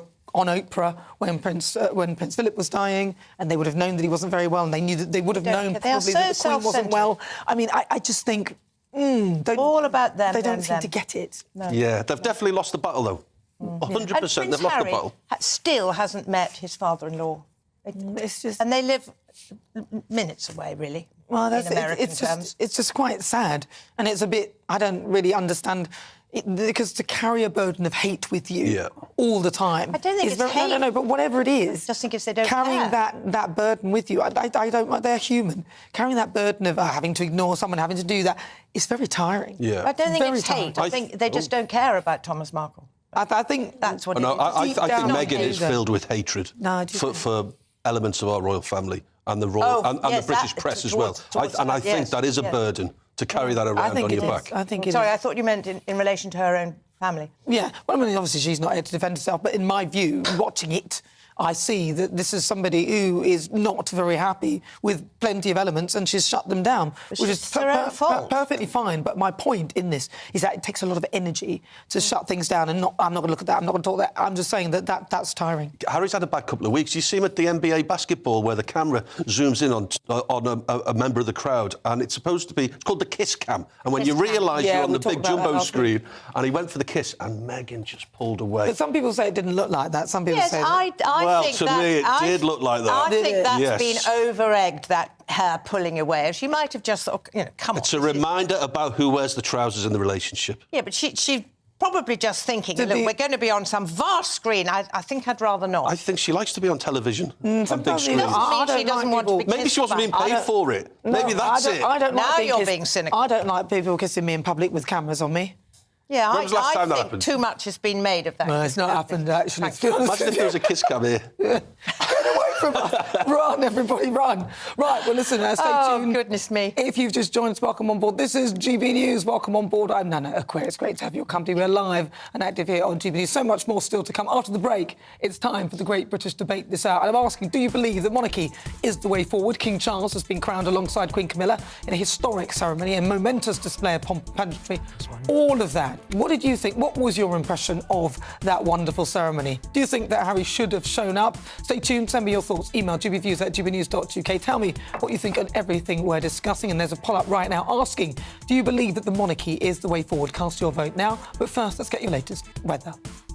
Hello there, I'm Greg Dewhurst and welcome to your latest GB News weather by the Met Office. Well, wetter weather is on the way, but plenty of sunshine today. It's been rather warm. It stays muggy over the next few days too. Today's ridge of high pressure starts to move out the way, opens the doors for the Atlantic weather systems moving in, bringing some wetter and breezier conditions for many of us, some heavy showers in there too, staying unsettled for the working week. Fine evening to come for much of the UK. We will see some low cloud across some eastern coast still, but it is ice to the west as cloud and rain pushes in from the Atlantic as we move into the early hours, affecting western areas by the end of the night. Some of the rain could be heavy at times, clearest, driest conditions holding on in the east. A mild start to Monday morning, temperatures in double figures for many, but a wet and windy start across western areas. This outbreaks of rain pushes its way eastwards through the day, perhaps some sunshine just about holding on for East Anglia for the longest, turning brighter behind across Scotland, Northern Ireland, some sunny spells here, but some really heavy showers developing for Northern Ireland in particular, some rumbles of thunder, local flooding is possible. Where we get the sunshine, temperatures reaching around 18 or 19 degrees, stuck under the cloud and the rain, it will feel quite chilly. Into the evening time, still some showers rumbling on, but they should fade away into the early hours. Cloud and rain continuing to push slowly eastwards across England and Wales and elsewhere. As we go through towards the end of the night into Tuesday morning, we'll see drier conditions spreading in from the west and temperatures generally with cloud around holding up in double figures for many of us. It's a bit of a grey, mixed start on Tuesday morning. Some sunny spells, the risk of some rain across eastern areas, perhaps heavy for a time across north-east Scotland, but it should brighten up slowly through the morning, some sunny spells, but also a scattering of showers developing. Stays unsettled over the next few days, further showers and rain, temperatures a little above average. It's all about family, being in people's living rooms, all the interaction and getting to know who our viewers and listeners are. When I was young, my dad used to say, Nana, stop arguing. I wanted an outlet that would enable me to give my opinion. People are going through a really hard time right now, and I know that you don't feel like you're being listened to by the establishment. I came to GB News because it's the People's Channel, and I want the audience to have their say on the events of the day. We're dynamic. We do something different. Democracy shows that the wisdom of the nation is in its people. I get to travel to find out what the story is from a personal perspective. The British people aren't fools. We know when we're not being told the full story. We've got to work out how Britain moves forward from this. It's the best country in the world. The establishment had their chance. Now we're here to represent your views. Britain's watching. Britain's watching. Britain's watching. We're proud to be GB News. The People's Channel. Britain's news channel. So Dubes & Co, we tackle the issues of the day with real, robust debate. Both sides of the fence, battling it out with me in the middle with my forthright opinions and views. And often really interesting things happen because you start with a position and then by the end of the debate you find actually, well, I might not have thought about that one. What we need in this country is 2 new political parties. You should maybe think about doing a 2024 calendar. I'm Michelle Dewberry and I'm keeping you company right through until 7 o'clock this evening. GB News, the People's Channel, Britain's watching. Start the day with GB News. We catch up on all the big stories you didn't hear the night before. And take a look at what the world's talking about this morning. That's right, Monday to Thursdays from 6 o'clock. It's Breakfast with Eamon and Isabel. Straight after breakfast, join us, Bev Turner and Andrew Pearce. We're going to take you through till noon.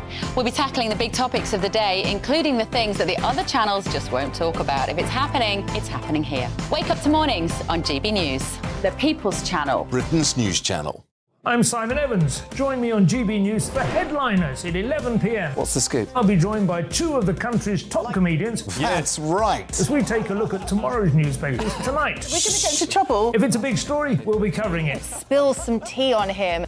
There we go. But we'll also have some fun. I wouldn't stick up a bank.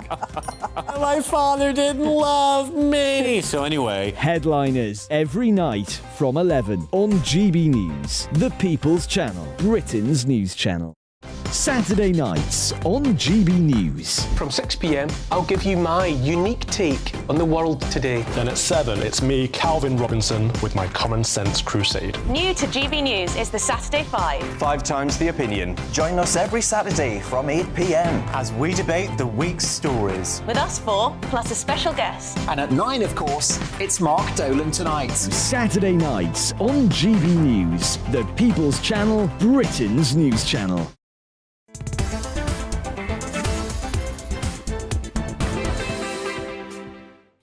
Hello, good afternoon. This is GB News on TV, online and on digital radio. I'm Nana Akua. It's fast approaching 26 minutes after 4 o'clock. Now, before the break, we were discussing Prince Harry and the coronation. Let's see what you've been saying. Lee says, hi, Nana. I personally loved the coronation. It was nice to see Harry support his father. Yeah, it was. He did the right thing. Oscar says, I don't even know why Harry showed up for once. The occasion wasn't about him. Yeah. Matthew says, long live the king. With you on that. Here we go. Well, it's time now for our great British debate this hour. And I'm asking, do you believe the monarchy is the way forward?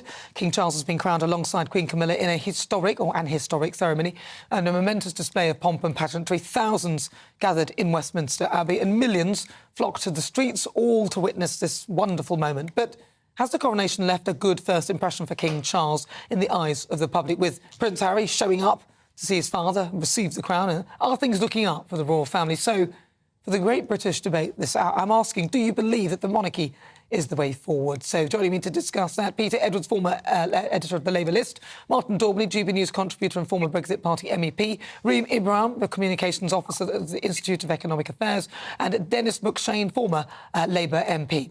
Right, so I'm going to start with you, Dennis McShane. What do you think? Is the monarchy the way forward? It's going to be there, but everybody's going to wake up on Tuesday and you have to wait 14 hours for an ambulance.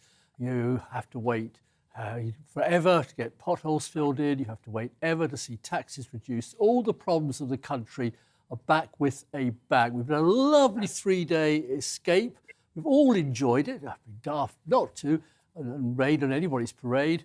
I've got a few points. Look at this.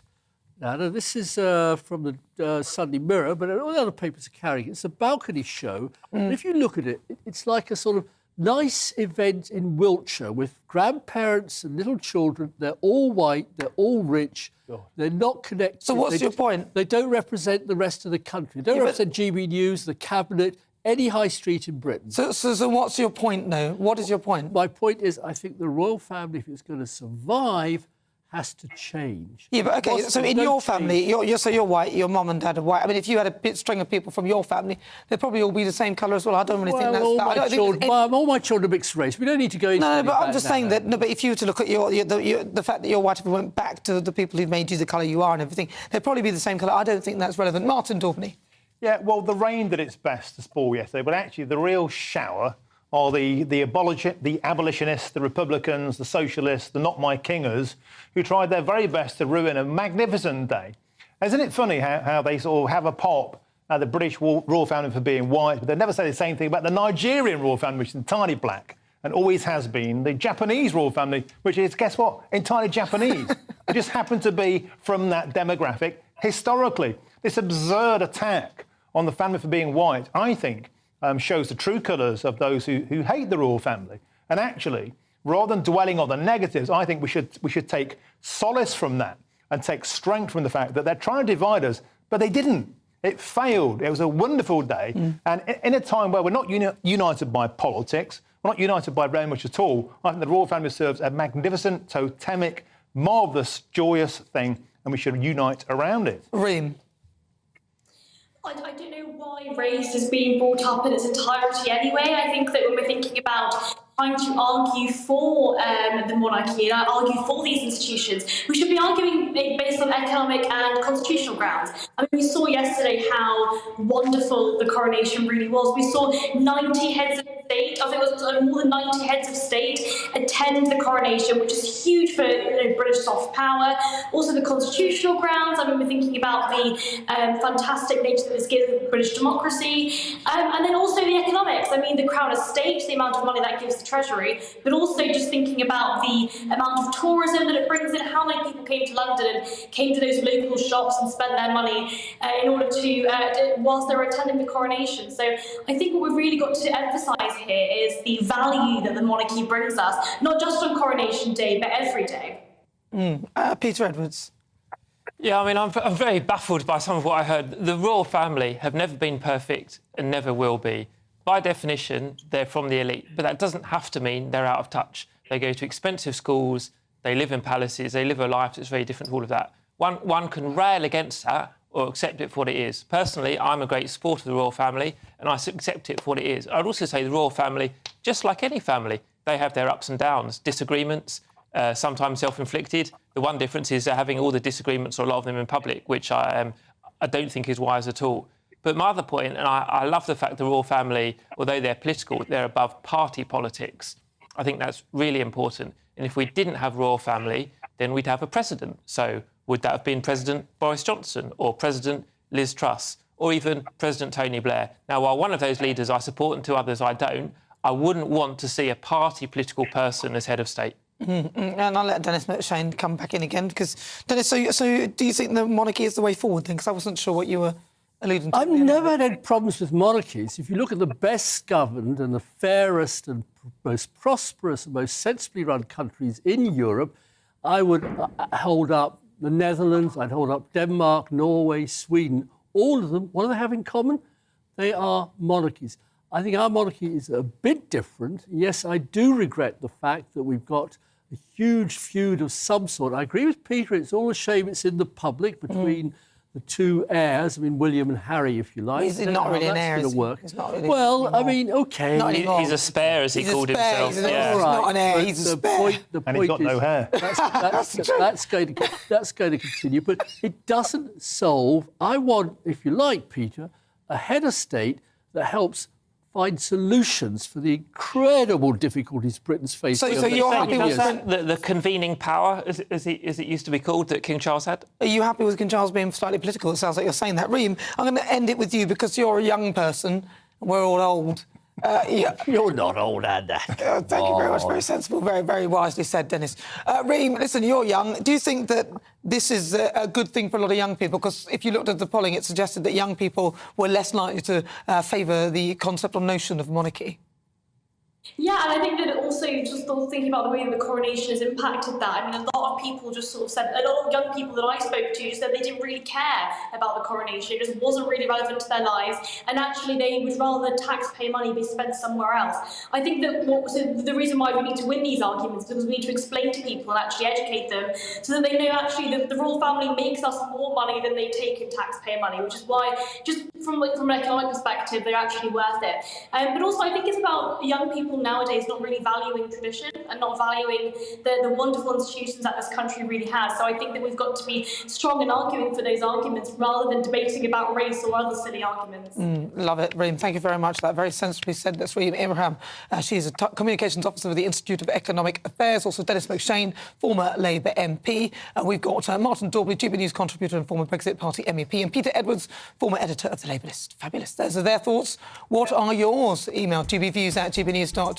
You're with me. I'm Nana Akua. This is GB News. We're live on TV, online and on digital radio. After the break, we'll continue with the Great British Debate this hour. And I'm asking, do you believe the monarchy is the way forward?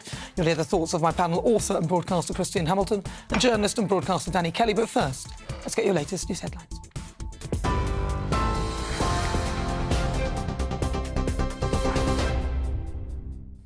Nana, thank you. Good afternoon. Here's your latest headlines from the GB newsroom at 4:33. Coronation celebrations continue as thousands of people across the country are holding a coronation big lunch. The First Lady of the US, Jill Biden, was one of the special guests hosted by the Prime Minister and his wife outside Number 10. Buckingham Palace is calling the lunches that commemorate the King's coronation a nationwide act of celebration and friendship. Royal fans told us why they're getting involved. It's lovely to see all the people and the balloons out and everything. Yeah, excellent. It doesn't happen often enough to get people to get together, and they should. Like a day like this, great. It's a very nice, creative thing to bring us all together to celebrate this, because it's a one-in-a-lifetime thing. I don't think I'm going to experience it again. We think it's wonderful. There's so many people have come to support it, and we've even got, nice fine weather after all the rain. And what did you make of the coronation? We loved it. We loved every minute of it, especially seeing little Louis singing the national anthem all the way through. Yeah, I was impressed, yeah. It makes you proud to be British, doesn't it? Then later this evening, 20,000 people will join the newly crowned King and Queen at Windsor Castle for the coronation concert. OK, Prince of Wales, it's time for your rehearsal. The Prince of Wales has released a video on Twitter which shows him rehearsing for his speech at the event. William and Kate also took a surprise walkabout in Windsor, meeting some of those queuing up. And here are some live pictures of those fans who will catch a glimpse of the concert tonight. Thousands already queuing along the long walk at Windsor, where organisers are making their final preparations. Take That, Katy Perry and Lionel Richie will all be performing, alongside special appearances from Tom Cruise, Dame Joan Collins and Sir Tom Jones. We heard from some of the lucky ones who won tickets. The Metropolitan Police is facing criticism for arresting 52 people on the day of the coronation. The force says they were taken into custody for an array of offences, including conspiracy to cause a public nuisance. Graham Smith, the chief executive of anti-monarchy group Republic, was held for nearly 16 hours. He says the arrests are a direct attack on our democracy. On TV, online, DAB+ radio and on TuneIn, this is GB News. Now it's back to Nana.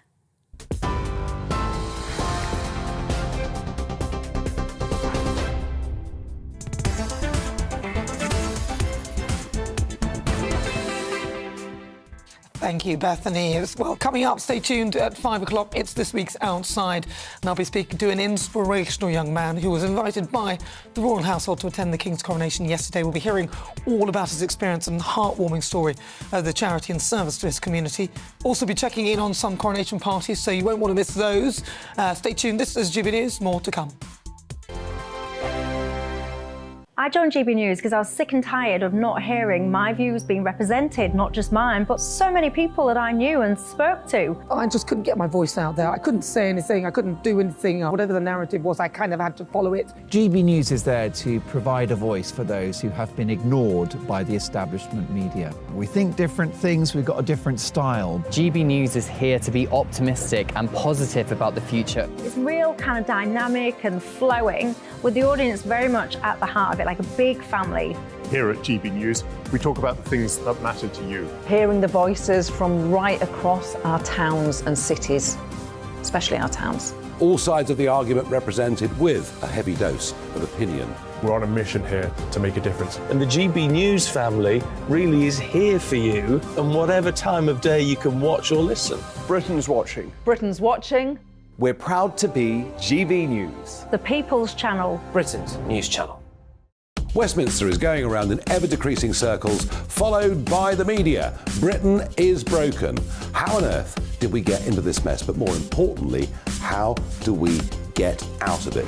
Join me at 7 p.m, Mondays to Thursdays on Farage, here on GB News. We will have open, rational debate. We've got to work out how Britain moves forward from this. Join us here on GB News, the People's Channel.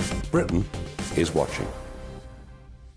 You've probably seen politicians interviewed 1,000 times, but we do it differently. We find out who they really are, we don't shout, we chat, and hopefully we bring a bit of light, not just heat. Did you know Kate Moss? Apparently. Do you have a pair of jeans or a pair of jeans? No, of course I don't. What would I do with them? My friends are like, oh my God, what's she doing now? Join me every Sunday at 6 for Gloria Meets, only on GB News, the People's Channel, Britain's news channel. I'm Jacob Rees-Mogg, the Member of Parliament for North East Somerset and a former government minister. For years, I've walked the corridors of power in both Westminster and the City of London. We need to have the arguments, the discussions on how we make it better. Crop failures, famine, war, suffering on a scale completely unimaginable. We are putting the cart before the horse. As Charles I said at the scaffold, he was the true defender of liberty. Yeah, I've completely derailed the conversation. Join me Monday to Thursday at 8 p.m. on GB News, Britain's news channel. New to GB News is the Saturday 5. Join us every Saturday from 8 p.m. as we debate the week's stories. Right, folks, that was a spicy one, wasn't it? With us four, plus a special guest. Sometimes she has to stick her foot in it. Sometimes she has to say things as they are. Sometimes I think we should keep the refugees and send the pensioners to Rwanda. Then we'd be in a much better state. Well, Benjamin, that is... The Saturday 5. Saturday nights from 8. Only on GB News, the People's Channel. Britain's news channel. Is watching.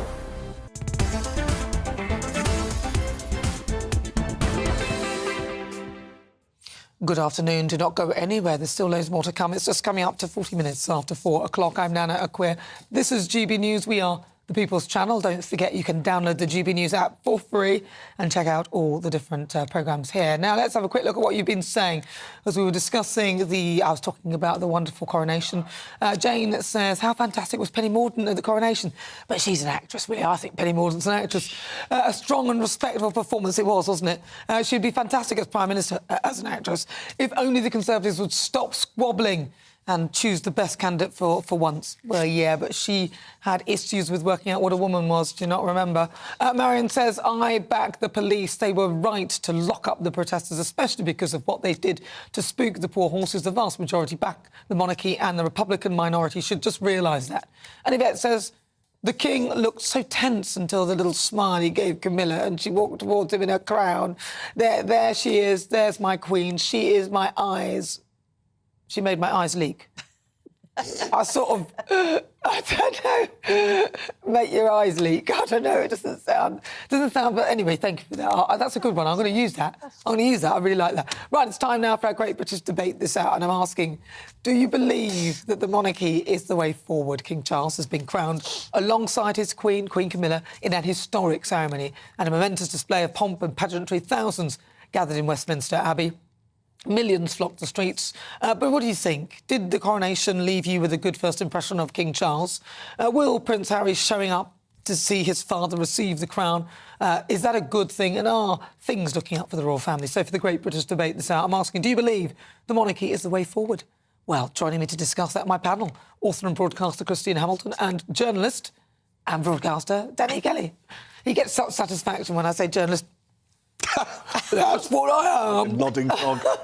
Right, Danny, I'm going to start with you then. Do you think now we can accept the monarchy is the way forward for this country? I don't think, as a collective, I don't think we can accept it. You don't think? No, I'm a royalist, don't forget. I queued for 8 or 9 hours to see the Queen lying in state. I've never seen so much outrage at this unbelievable wealth. Karl Marx would be smiling because this is all about the proletariat and the bourgeoisie. This is everything that Marxists hate. You've got incredible wealth. Why it's so wonderful. You've got incredible wealth and you've got what is perceived to be poverty and impoverishment. And this was indicated all over, not that I'm on social media, but this was indicated all over the media. They were very quick to interview people who had... There was only 50 or a couple of hundred protesters, but they were given too much airtime, in my opinion. You know, why are you protesting? He's not my king. This wealth, they don't deserve... feed the poor and all of this. But the alternative is a political alternative. And I would argue... Now, my love of the royal family has gone down a little bit since the Queen died. But you seem to be going forward and backwards. On one side, you're saying that they're not... But on the other side, you're saying the alternative Well, your question is... What was your question? You don't know, do you? You've got... Is the monarchy the way forward? OK, well, and my response was, as a society, there's a lot of objections to that, and I can see those objections growing. Look at Anfield, look at the Scouts. I'm a Scouser, but I would have been embarrassed... One little tiny bubble in the whole of the nation. Yeah, but that's indicative of how some people feel about the monarchy. That's my point. And it's also to do with, you know, my Marxist point, I think, is a valid one, because you have this wealth and you've got this impoverishment. And that wealth could stop those people being impoverished. And I think there's a lot of envy and jealousy to do with that. But if you just take the coronation, the cost of the coronation is far outweighed by the money that it would have brought in. I agree. In tourism. So the coronation as a whole has not cost the country anything. And forget it has brought the money in. And also, forget about the money that the royal family... it costs. What about the feel-good factor? You can't put a price on that. The feel-good factor was free of charge for tens of millions of Brits yesterday. And I thought that was brilliant. Well, you know, we had a street party in my street, and it was lovely because there was lots of people who I didn't know lived in the street, and you get to meet them all. So then, you know, and the camaraderie and the friendship that brings on, you know, that is a tiny, tiny little benefit.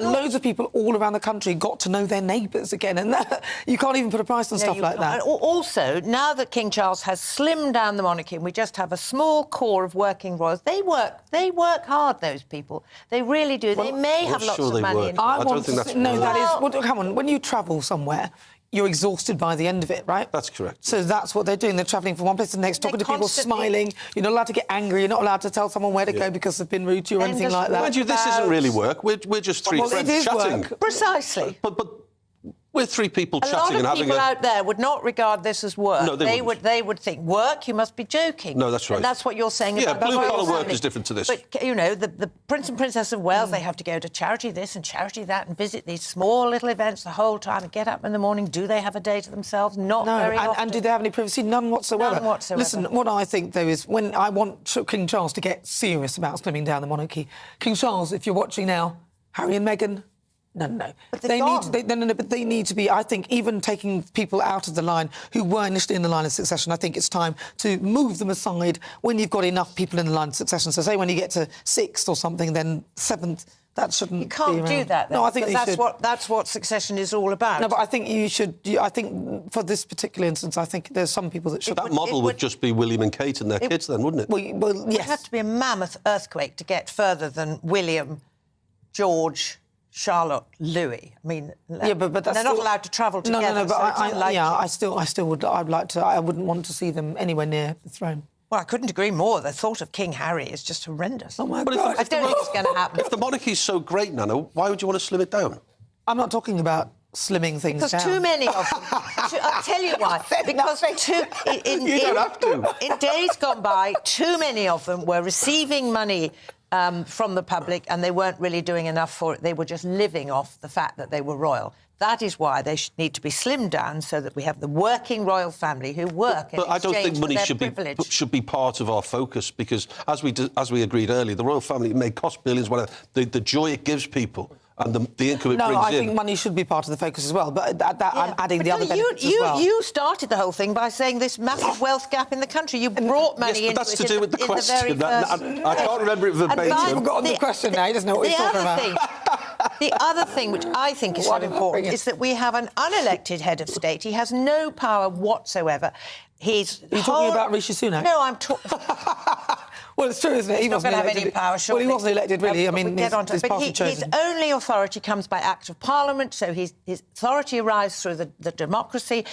If we had an elected head of state, who is the president of Germany? Name him. Can't. Who is? Let's go nearer to home. Macron. Who? No, he's the prime minister. He's the prime minister of France. Who is the president of Ireland? Olaf Scholz is the one for Germany. She's just being buzzed in her ear. No, I have to think about it. No, he's not. It's not? No. You're wrong, Lewis. So people don't... I knew it. People don't... I thought I didn't get it wrong. People simply don't know who the heads of state are of these... I mean, Germany is a major, major country. People cannot... because they carry no weight, no soft power. This man is known throughout the world. Yeah. And the soft power that gives this little tiny country is immense. I think people, the Republicans who say get rid of it and all that, they don't have a decent alternative. And their alternative, if it's more elected politicians, I'd like to say no to that now. After what I've seen, I mean, I've had enough of the elected politicians. Yeah. Exactly. The French got rid of their king, and they have regretted it ever since. And it's quite nice when people don't have the vested interest of making more money, because unfortunately that can then lead to divided loyalties, conflict of interest, which we see with a lot of our politicians right now. Whereas with the monarchy, he's always going to have money. He's got money. He doesn't need to worry about money, so he doesn't need to be loose and risk making decisions based on it. Right, let's see. The show is nothing without you. And your views, let's welcome our great British voices. It's your opportunity to be... What are you laughing at? To be on the show. Not you, don't Tell us worry, what I think you. about the topics we're discussing. Right, this hour, I'm going to head over to Lee Harris. He's there in Bristol. Lee! Oh, my goodness, Lee, how was your coronation? Look at him! Waving his flags. Now, is that man a Republican? Look at that, that's great. He's not a Republican, I don't think. Something tells me. How was your coronation, Lee? Yes. But do I believe the monarchy is the way forward? Of course I do, Nana. I think that, they're a fantastic asset for the UK for many reasons. Our soft power, and I think they're a net benefit economically as well. So I think in 2022 the UK was second place in the World Soft Power Index, which is pretty good. So I think on the whole they're excellent ambassadors for the UK. But I also, I do think the future is in safe hands as well with Wills and Kate. They poll really well with the public. But for me, the monarchy represents history, pride, national identity, and importantly, unity. It represents, also represents a well-needed sense of stability and continuity. The head of state is a non-political ceremonial role. I think the balance is just right, and as long as it doesn't change, I will carry on supporting that. I like you. I don't think an elected political head of state would work at all. I don't fancy it again. Despite Harry. Despite Harry and Meghan. Yeah, let's not get onto them because otherwise I'll start getting angry. Lee, thank you very much. It's lovely to talk to you. That's Lee Harris. He's our great British voice. Of course, he's not a Republican. He's there in Bristol. You're with me. I'm Nana Akua. This is GB News. We are the People's Channel. Coming up at 5, it's this week's Outside Now. I'll be speaking to an inspirational young man who was invited to join the royal household to attend the King's coronation yesterday. Then after the break, it's time for Worldview. Political commentator Danny Armstrong and host of the Politics People podcast, Paul Dudridge, will be joining me to discuss. Monday to Thursday nights on GB News. At 6, it's Dubes & Co. 7 o'clock, Farage. At 8, join Jacob Rees-Mogg. And at 9, Dan Wootton Tonight, followed by Headliners. On TV, radio and online. This is GB News. First and foremost, I'm a GB News fan, and I was before I was working here. Just love the fact that we're asking the questions that a lot of establishment media won't ask. With a bit of a twist, we not only want to inform you, but we want to keep you entertained. It's worth the drive because you get in and the team's all ready and waiting, they're itching to go, and it's a proper little family. GB News is the People's Channel. It's the audience that makes the programme sing. We're giving our viewers and our listeners a voice. I see the thousands of your letters, tweets, emails, you name it, coming in. Britain is broken. How on earth did we get into this mess? But more importantly, how do we get out of it? The establishment had their chance. Now we're here to represent you. It's time for something different. It's time for GB News. I'm very patriotic. I believe in Britain. Our best days lie ahead. Britain's watching. Britain's watching. Join us here on GB News. The People's Channel. Britain's news channel.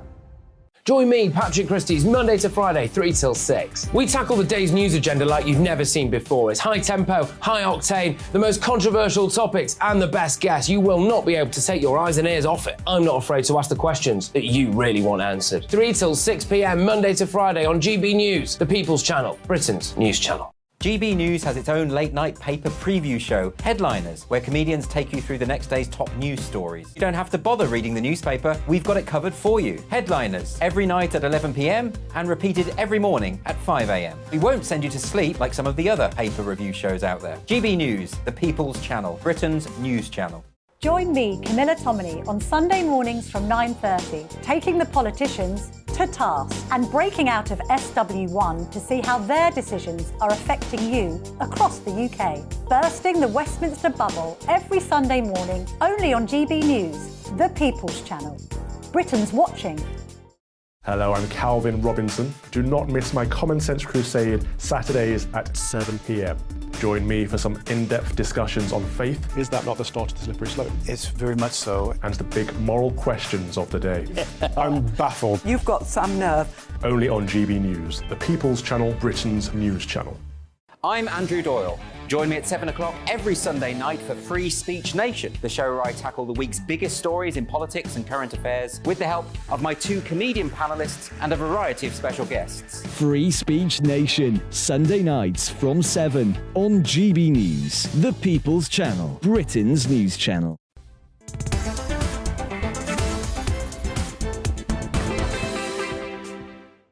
Good afternoon. It's just coming up to 54 minutes after 4 o'clock. This is GB News.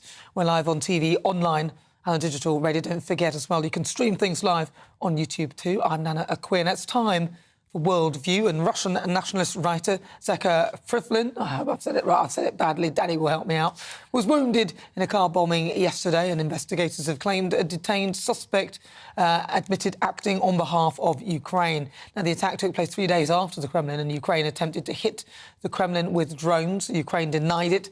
OK, joining me to talk about that is Russia expert and political commentator Danny Armstrong. Danny, talk to me about this then. OK, so let's start with the first thing. Start with the first one. Yeah, the car bomb. You were almost right with Zakhar Prilepin. Is his full name? Nowhere near his full name. Well, I was being polite, but yeah, nowhere near. Anyway. Yeah, it's like a hand grenade. Chuck that in there. Well, he's been injured in a car bomb in Nizhny Novgorod, which is around about 6 hours west of Moscow. He's been injured. He's in a stable condition now, but a veteran of the war in Donbass has died. Now, Maria Zakharova, who is the spokeswoman for the Ministry of Defense in Russia, has said that this is a terrorist attack by the Kiev regime. And, of course, behind them is the West, the US, NATO, and pretty much all of the Western world. But they could have done it themselves. I mean, it's unlikely that Ukraine could send, what is it, a drone, or was it a bomb in the car? So they could send a drone from Ukraine, unspotted, unseen, all the way to Russia. It does sound a bit... Well, there is that, but also, I mean, if you're Russia, why would you want to admit that Ukraine can actually get to you on your own soil? I mean, it makes sense. Yeah, we had this car bomb with Prilepin, of course. That's the third attack now. There was Daria Dugina, who in August was killed. That was a bomb meant for a father. Yeah, the brain of Putin, Alexander Dugin. So where's he gone now? He's still carrying on as normal, of course, without his daughter. But yeah, of course. And then they have Vladimir Tatarsky, who. But that was odd that he didn't get in the car and they swapped cars or something, wasn't it? Yeah, right at the end, of course. I mean, it's all very MI6, James Bond, and hush, hush, mom's the word. But it's really serious business when this. Do you think they were after her then, or do you think they were after him?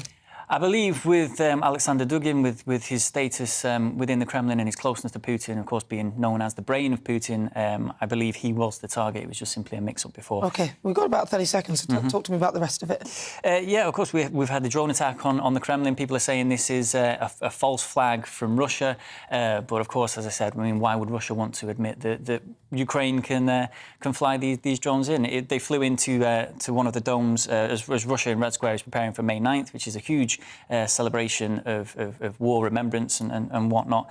Yeah, this drone attack, it looks like it's been from Ukraine, although they say they have nothing to do with it, but they released a commemorative postage stamp marking the occasion. Well, no, that could just be, who knows? Listen, I don't know. To me, the war becomes... I'm wondering when this is going to end. It needs to end soon, Danny. Of course. Really good to talk to you. That's Danny Armstrong.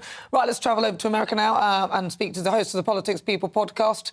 You trust saying that. It's quite tricky. Paul Duddridge, let's go over to the States. Let's see what he's up to.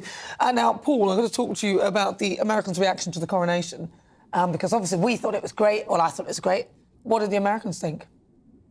It was good to see President Biden in attendance. She left her husband at home, but that was the highlight. No, it was carried on all major networks here, live on. I think we're down to like 4 networks now, 4 over the TV networks. Every cable news network was carrying it, so it got massive coverage. Wow. And I have to say, Princess Royal now, is it? Yeah. Her plume, that's getting a lot of attention. That's being seen as I think they're literally throwing shade, feathered shade. So that's whatever she was attempting worked. She must have seen the seating plan and knew that was going to happen. I mean, this is. They did the candle thing with the Queen's funeral. They did the candle with Meghan. Yeah. And they put her behind that. Everybody knew the angles, so there's no way that wasn't planned, because it's been picked up over here as a fantastic move. It was hilarious, and so everyone's talking about that. It's amazing, and it was watched everywhere. See, this is when people say about the monarchy, I think, no, the monarchy are very powerful. What about, was there much on the fact that Joe Biden didn't appear, that Jill was there, or did everyone just breeze over it and know that he frankly wasn't capable of doing it? Look, I would love to lay into him. The thing is, I don't think the thing is, he attended the last 2, and I think he's had his fill of them. No, I think the thing, American presidents haven't traditionally attended British coronations. All right, well, let's move on to Trump then. It's a shame. We've got about a minute left. Let's go on to Trump then. Trump, what was he doing? Trump would have been there if they'd actually counted the election. If all those dead people hadn't voted, Trump would have actually attended. So let's just have that. He would have set a new precedent. Trump, he's had a bit of a week where the deposition from his civil case in New York has come out. And again, people are burying him and imprisoning him before even the trials are finished. But anyway, this is just a civil case. It'll just cost him money, but he probably will lose it. And, he's fine. He's 30 points ahead of DeSantis. Wow. There's nothing. This man is beyond Teflon. He's like from the space program. I don't know what they've made him of, but that guy is just indestructible. Well, I think that's good to know. And he said he could stop the war just like that. Well, let's hope he can if he does get into power. Listen, thank you so much. Really good to talk to you, Paul. That is Paul Duddridge. He's the host of the Politics People podcast. Thank you so much. He's live in LA. If you just joined me, where on earth have you been? It's fine. There's still another hour of the show, and we've got a very, very exciting guest coming up just after 5 o'clock. So stay tuned. There's more to come in the next hour.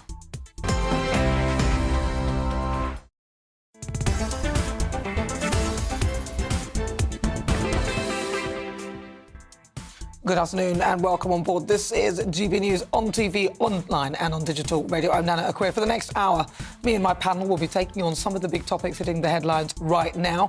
On the way, I've got an exceptional young man. He went to the coronation. He had wonderful front row seats. He suffered with leukemia. He's only 17 years old and his story is incredible. You will not want to miss that. That is coming up just after 5 o'clock. But first, let's get your latest news headlines.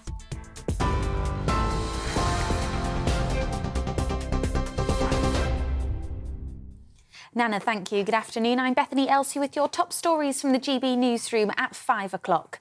Coronation celebrations continue as thousands of people across the country are holding a coronation big lunch. The First Lady of the US, Jill Biden, was one of the special guests hosted by the Prime Minister and his wife outside number 10 Downing Street.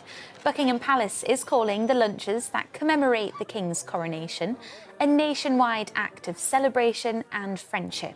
Royal fans told us why they're getting involved. It's lovely to see all the people and the balloons out and everything. Yeah, excellent. It doesn't happen often enough to get people to get together, and they should.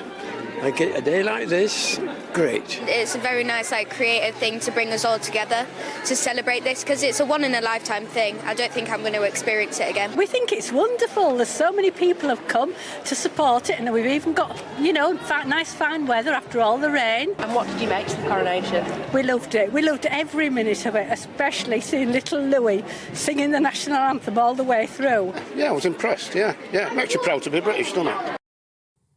Then later this evening, 20,000 people will join the newly crowned King and Queen at Windsor Castle for the Coronation concert. Earlier, the Prince and Princess of Wales surprised the crowds queuing up for the event. And in the party spirit, William was overheard jokingly asking people if they brought alcohol with them to celebrate. Well, ticket holders have already been making their way along the long walk to the castle, where organisers are making their final preparations. Take That, Katy Perry and Lionel Richie will all be performing, with special appearances from Tom Cruise, Dame Joan Collins and Sir Tom Jones. These people in Windsor are some of the lucky ones to win tickets. The whole atmosphere today, everybody enjoying themselves, all being together. There was only 5,000 ballot tickets as well, so that was excellent, wasn't it, to get a ticket for that? Yeah, we're going into the concert. Yeah. We can't believe it, honestly. Yeah. Yeah. It was a lottery, so I just applied for them. Unfortunately, we got them, didn't we? Yeah. So Dan entered the ballot online, not thinking anything would come of it. Dan's a huge royalist, and we were lucky. We got the notification in March, didn't we? Yeah. Booked a hotel, and really looking forward to it. For me, it's Lionel Richie. I think that's amazing. Amnesty International says the Metropolitan Police may have misused new powers after 52 people were arrested ahead of the coronation yesterday. The force says they were taken into custody for an array of offences in line with relevant legislation. But the chief executive of anti-monarchy group Republic, Graham Smith, was held for nearly 16 hours. And he claims there's no longer a right to protest in the UK after the Public Order Bill was passed earlier this year. Amnesty International's policing expert, Oliver Freely-Sprague, agrees. We are being told that we were being told that we were preventing serious disruption. The laws and the powers that they've been using are defining that serious disruption as people in yellow T-shirts holding placards. Is that really the kind of country you want to live in, where people who've had a long tradition since the suffragettes onwards of standing for what they believe in? Do we really want to see people being arrested for holding placards? I think no. But Culture Secretary Lucy Fraser told GB News that the new powers are there to be used. We brought in some legislation. The police said they needed more powers, so we've given them and I think then the police have to use their operational powers, their intelligence, to make the right decisions and the right calls on the day. In other news, at least 8 people have been killed and 7 wounded in the US after a man opened fire at a mall near Dallas in Texas.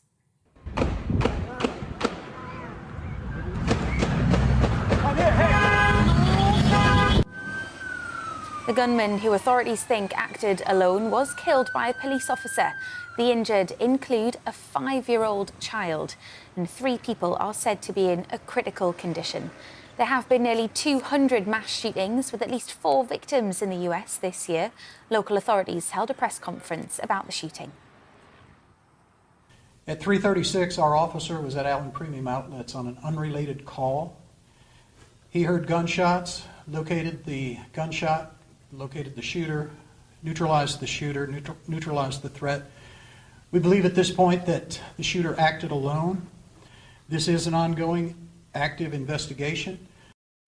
You're up to date on GB News. Now it's back to Nana.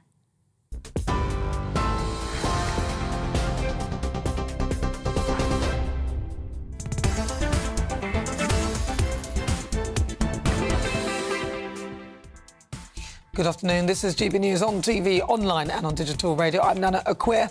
And for the next hour, me and my panel will be taking on some of the big topics hitting the headlines right now. This show is all about opinion. It's mine, it's theirs, and of course it's yours. We'll be debating, discussing, and at times we will disagree, but no one will be cancelled. So joining me today is author and broadcaster Christine Hamilton and also journalist and broadcaster Danny Kelly. There he is, yeah. Still to come, each Sunday at 5, I'm joined by a celebrity, a former MP, or someone who's had an extremely interesting career, and take a look at life after the job. We talk highs, lows and lessons learned and what comes next on the outside. And today, I'm joined by a very, very special guest. This inspirational young man got to experience the pomp and the pageantry firsthand during the coronation of King Charles and Queen Camilla yesterday. He was invited by the royal household on account of his services to the community. Stay tuned to find out what they were. He's an incredible young man with a courageous tale to tell. Then, for the Great British Debate this hour, I'm asking, do you believe that Labour will win the next election? Now, that the Tories have lost.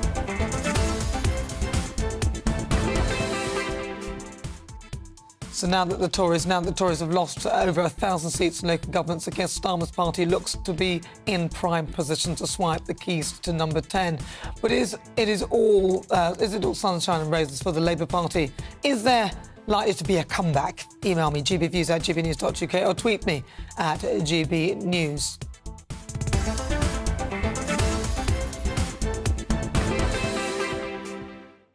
So welcome aboard. If you just joined me, it's good to have your company. It is fast approaching 7 minutes after 5 o'clock. It's now time for this week's Outside. And I'm very pleased to say that I'm joined by a special guest. His name is Sahil Usman. He was just 13 when he was diagnosed with leukemia. During his treatment, he decided to help his community by creating gift hampers for vulnerable people. Now, his actions awarded him an invitation to the coronation of King Charles and Queen Camilla yesterday at Westminster Abbey. You got to experience all the pomp and pageantry firsthand. I'm pleased to say that I'm joined by Sahil now. Sahil, really good to have your company. Thank you so much for joining me. So, Sahil, talk to me about a bit about your story first. I mean, you were only 14 when you were diagnosed with leukemia. Talk to me about why, why you thought you had leukemia or why there was something wrong. What happened? So firstly, I was just a normal teenage kid. And I went to school and we had sports day and I wasn't feeling too well and I thought it might just be a migraine because it was a hot sunny day outside. So when I came home, I said to my mum, I'm not feeling well. So she took me to the GP and the GP said it's just a virus and we were going to travel to Dubai in 2 days' time. And he said it's fine to travel. So we ended up going to Dubai. I lost like 2 stones weight straight away. I stopped eating, everything, and it came to the point where I said that I need to go back now. So we got emergency flights back to London Heathrow, and then we were taken by a paramedic to the local hospital near the airport, and then after that they said to me that I have leukemia. Wow. Just like that, he said that you had leukemia. And when you discovered that, it must have been like devastating and shocking. And so what kind of treatment did you have to go through? How long were you going through treatment? So I had to go through chemotherapy for 3.5 years. And it was kind of a really painful journey going through that because you get to see all of the side effects like hair loss, being sick all the time. It was awful, but I've taken quite a lot from that and done quite a lot for my community from it. Well, I mean, you did some stuff for your community. Talk to me about what you did. So firstly, my community journey started in December 2019. So I was diagnosed in July of 2018. But in December 2018, I was on the ward. And I just saw that everybody else, all those other kids on the ward are there too, and they won't be spending Christmas with their families that year. So I said to my mum, let's go out, because I was allowed out for a day. And I said, let's just get all the Christmas presents that we can together and give them out on the ward. So there was about 30 or 40 Christmas presents that we got together, and we gave them out to the kids on the ward. And I think the best moment for me was seeing a smile on those kids' faces. And I just knew that, right, this is the right journey to go in. About 6 months later, after that, a 9-year-old girl came up to me and she said to me she's being bullied because of her cancer, and her friends at school think that her disease is transmittable. And that just deeply resonated with me, and I thought, right, okay, what's going to happen when I go back to school? So I ended up creating a presentation raising awareness on cancer, which I delivered at schools, colleges and universities. And again, it was a phenomenal response, leading me on to the other things that I did. And then I think one of my presentations was recognised by a radio station. So I ended up having my own radio show. Wow. And I raised awareness on bullying, mental health, all the taboo topics that aren't really spoken about in communities. Then COVID hit, so I had to stop everything that I was doing. But I realised that, right, I'm going to be in the extremely vulnerable category. I won't be able to go out during the lockdown, but my mum will be able to be able to go out and buy all the essential items for me that I will need during the lockdown. But the elderly people won't have anyone there for them. So I said to my mum, right, we need to go out and do some shopping and just quickly buy whatever we can. So we went out to the shops and we bought all the essential items we could. We put around 300 hampers together and we gave them out to the elderly people around Lancashire. And then I stayed in touch with them during the whole COVID period. What's the hill? I mean, the journey sounds incredible. And of course, as a result of that, your work was recognised and you ended up going to the Coronation. Wow. Talk to me about what was that like? I mean, being part of it, who did you meet? It was amazing. A very honourable moment. It was a one-in-a-lifetime opportunity.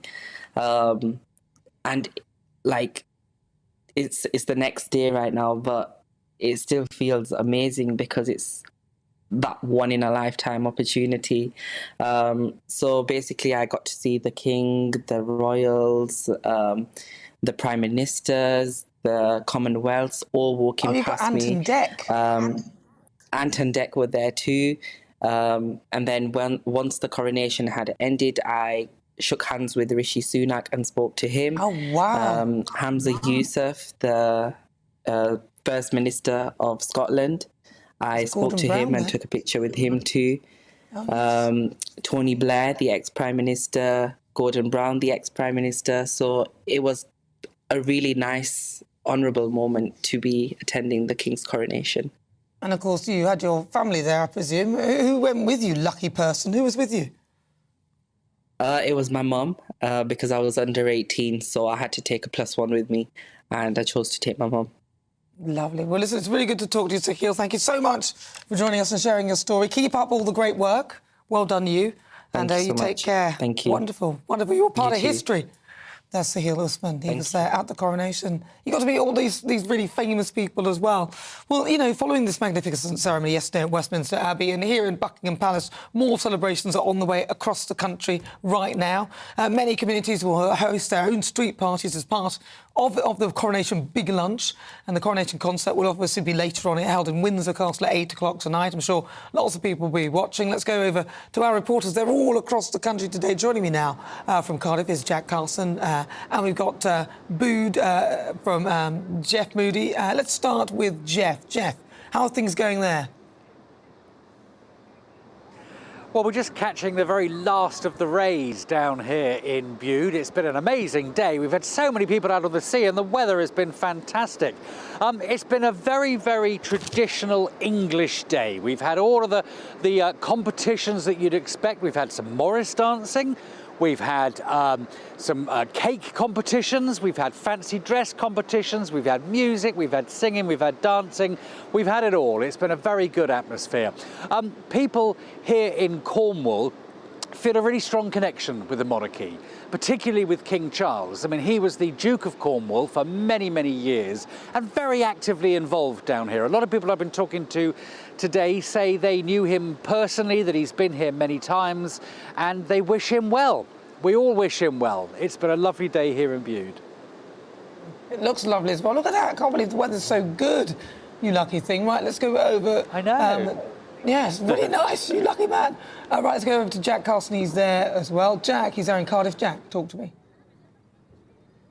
Well, Nana, it's been a fantastic day in Cardiff here as well. This big coronation lunch probably can be summed up with one word, and that is community. Of course, today and tomorrow as well, when you've got this big help out and the big volunteering, you get people in communities all across the UK helping out in ways they can in their area. Today was all about coming together as a community and eating lunch together, whether that be a coronation quiche, some coronation chicken. It's all been going on here in Cardiff with picnics all around. I, of course, as you can see, have been crowned, unfortunately not King of England, but maybe King of Cardiff Castle today. I was with a family having a picnic a little bit earlier on. This is the work thanks to Logan, little Logan, who was helping me out make this crown here today. So yeah, it's just been people coming together. The Cardiff Castle here is closing, so people are starting to disappear, but the events aren't over here in Cardiff yet tonight, because of course you have got that coronation concert going on across all over in Windsor. But here in Cardiff Bay, they're going to have a drone show of over 300 drones. They're going to light up the sky in Cardiff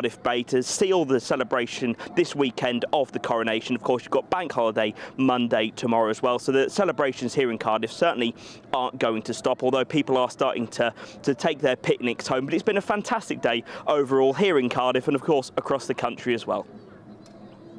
To Jack, that's Jack Carson and Jeff Moody. They're out there enjoying the weather and the festivities today. Thank you so much. Take care. Well, let's have a quick look at what you've been saying. We've been talking about lots of things about the monarchy and whether you think that they are the way forward. I've got Ian saying remove the monarchy and replace it with what?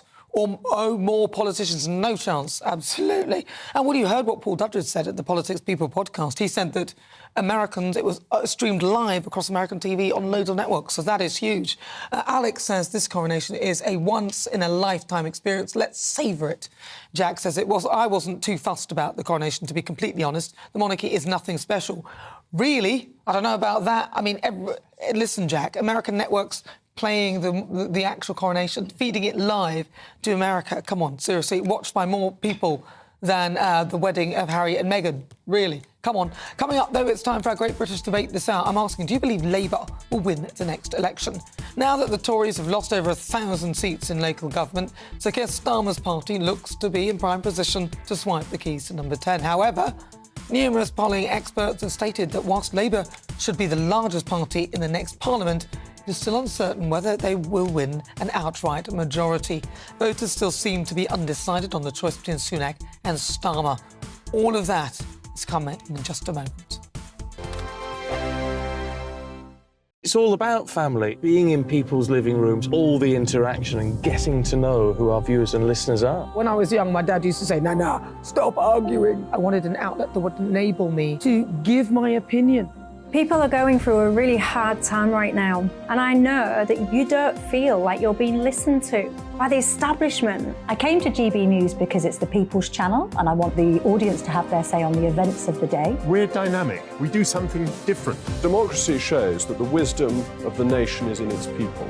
I get to travel to find out what the story is from a personal perspective. The British people aren't fools. We know when we're not being told the full story. We've got to work out how Britain moves forward from this. It's the best country in the world. The establishment had their chance. Now we're here to represent your views. Britain's watching. Britain's watching. Britain's watching. We're proud to be GB News. The People's Channel. Britain's news channel. So Jubes and Kerr, we tackle the issues of the day with real, robust debate, both sides of the fence, battling it out with me in the middle with my forthright opinions and views. And often really interesting things happen because you start with a position and then by the end of the debate you find actually, well, I might not have thought about that one. What we need in this country is 2 new political parties. You should maybe think about doing a 2024 calendar. I'm Michelle Dewberry and I'm keeping you company right through until 7 o'clock this evening. GB News, the People's Channel, Britain's watching.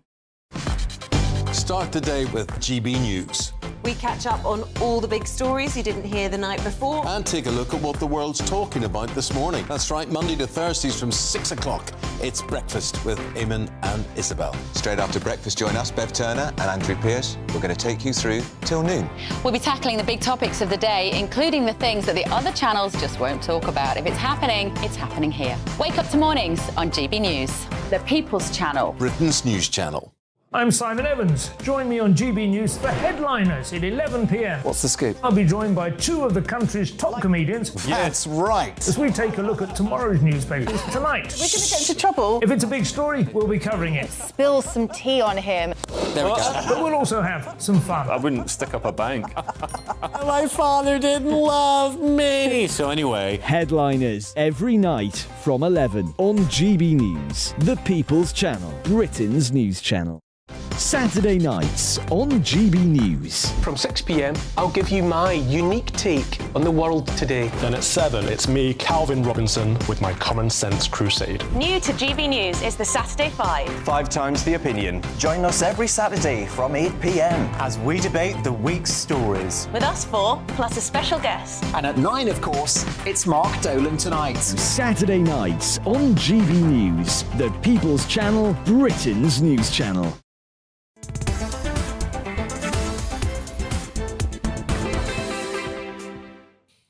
Good afternoon. It is time now for our Great British Debate. If you just join me, welcome on board. It's coming up to 22 minutes after 5 o'clock. This is GB News. We are the People's Channel. And for the debate this hour, I'm asking, do you believe that Labour will win the next election? Now that the Tories have lost over 1,000 seats in local government, Sir Keir Starmer's party looks to be in prime position to swipe the keys to number 10. However, many polling experts have stated that whilst Labour should be the largest party in the next parliament, it's still quite uncertain as to whether they would actually win an outright majority. Voters still seem to be undecided on the choice between Sunak and Starmer. So for the Great British Debate this hour, I'm asking, do you believe that Labour will win the next election? Well, joining me to discuss is Ben Habib, he's the CEO for First Property Group, Stephen Pound, former Labour Party MP, Matthew Stadland, political commentator, and Edwina Curry, former Conservative MP. Well, I'm going to start with you, Matthew. Your thoughts on this particular issue. Do you think that Labour look like they could potentially win now? I think, Nana, that if you're a political junkie, this is an incredibly exciting build-up to the next election because none of us on this panel know what's going to happen. I think there is a huge degree of unpredictability. We know that from the Brexit result. Not many people saw that coming. We were very surprised by the hung parliament in 2010. We were surprised again in 2015 when David Cameron won an overall majority. We were surprised, people like me on what I would describe the moderate left, we were surprised back in 2017 when Jeremy Corbyn did better than we thought. My own hunch is that Labour will just nudge across the line. I think people are absolutely fed up. Many people are fed up with this Tory government. They're fed up on their assault on the right to protest. They're fed up with the way they're stoking culture wars, talking about things that don't really affect people's lives. What are you talking about? They're fed up with the fact that mortgages have skyrocketed. They're fed up with the cost of living crisis. The Tories have mismanaged our country for so long now that I suspect, particularly given the SNP appears to be imploding in Scotland, and Labour could get a foothold back north of the border, I suspect that Labour will just be the biggest party. You know why the SNP exploded in the way. The inability to determine what a woman is, and Keir Starmer is not really doing very well in that arena. Keir Starmer knows what a woman is. I mean, everyone knows what a woman is. Keir Starmer says, I know what a woman is. Matthew, you know what a woman is. You would think that Keir Starmer does, but unfortunately, he may fall on the same sword that Nicola Sturgeon fell on. Let's go to Edwina Curry. Edwina. Well, of course, he could win the election, but I don't think he's going to. If you looked at the results, there's been analysis in the Sunday Times this morning, for example, saying the gap between the share of vote is only about 9%, with the Conservatives on 29% and Labour on 36%. That's based on the over 2.5 million votes that were cast on Thursday. That's not enough to get Keir Starmer really into number 10. And it's still 18 months, which also gives Rishi Sunak quite a lot of time to come up with the goods. The promises have been made, the pledges have been made, and I think he can do that. I tell you one thing, Nana, that I think Rishi has to do. He has to do what Margaret Thatcher did in her midterm. He has to start thinking about presentation. Margaret was not too proud to go and have advice about what she looked like and to become rather more stylish, more masculine in the way that she looked, and also to lower her voice and become more authoritative in the way that she spoke. And I would very much like to see Rishi Sunak doing that. I don't think there's any problem with Rishi's message.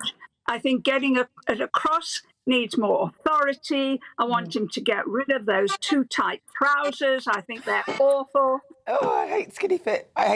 I'm so with you on that. Oh, makes your legs look like chicken legs. It's no good at all. I'm with you on that. Ben Habib, your thoughts? Well, I wholeheartedly agree with Edwina and you on his skinny trousers. I think with all his money, you'd think he could afford a decent tailor.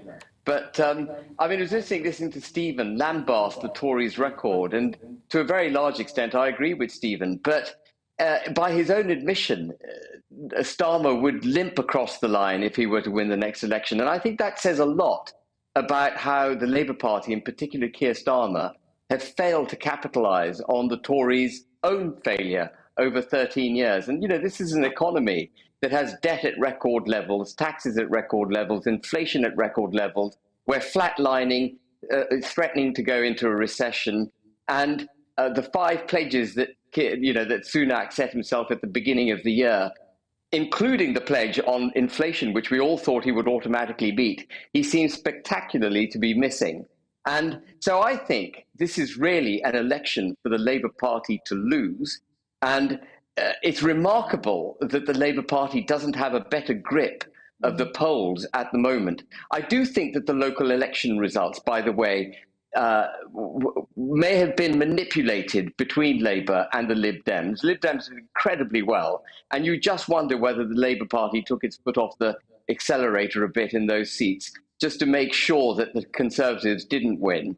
And but I think the next general election is for the Labour Party to lose. If Sunak wins, it'll be a miracle. But these local elections, I mean, the turnout was terrible.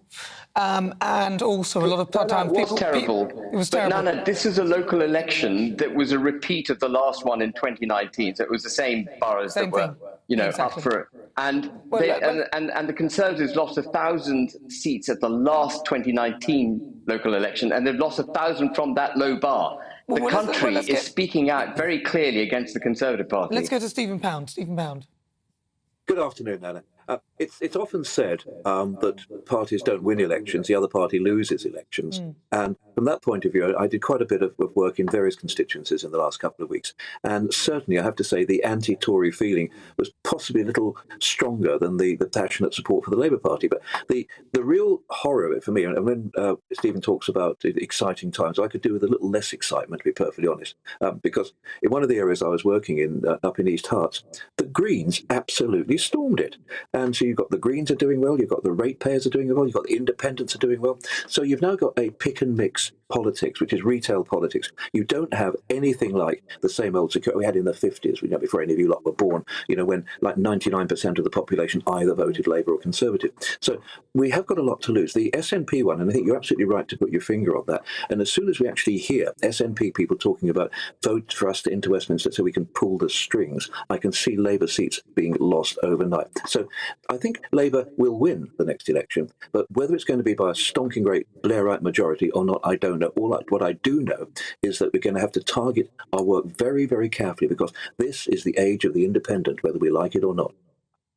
Matthew. Yeah, just to be clear, Stephen, you're Stephen and I'm Matthew, but it's a mistake that's easily made. Now, I want to be clear on Keir Starmer, right? So I'm on the left. I'm on the left, marginally the left of centre. I couldn't bring myself to vote for Labour under Jeremy Corbyn.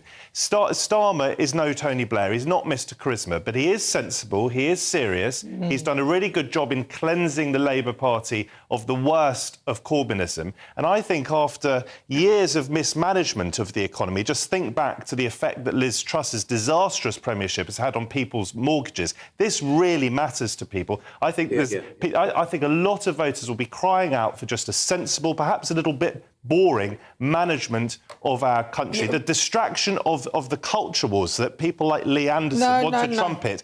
That, and I'm afraid GBNews spends too much time talking about, that's not going to cut it at the next election. I just want to quickly say this one thing, Nana, because this is important. We've mentioned or skirted around the issue of tactical voting. I think there will be tactical voting, partly thanks to social media, at the next election. People who want the Tories out will be really rigorous in knowing whether they should vote Lib Dem or Labour, and I think that could have a massive impact. I think Labour will get over the line, but it is theirs to lose. OK, well, listen, I don't think you can dismiss what you're calling the culture wars, because for me as a woman, that is quite a serious issue where a politician cannot determine what a woman is. He can, though. No, he cannot. And I'm not... He can. No, I'm not going to go with that, because he's already proved that he can, in his own words. I want to go to Edwina Curry to come back on what you've been saying, Matthew. Edwina.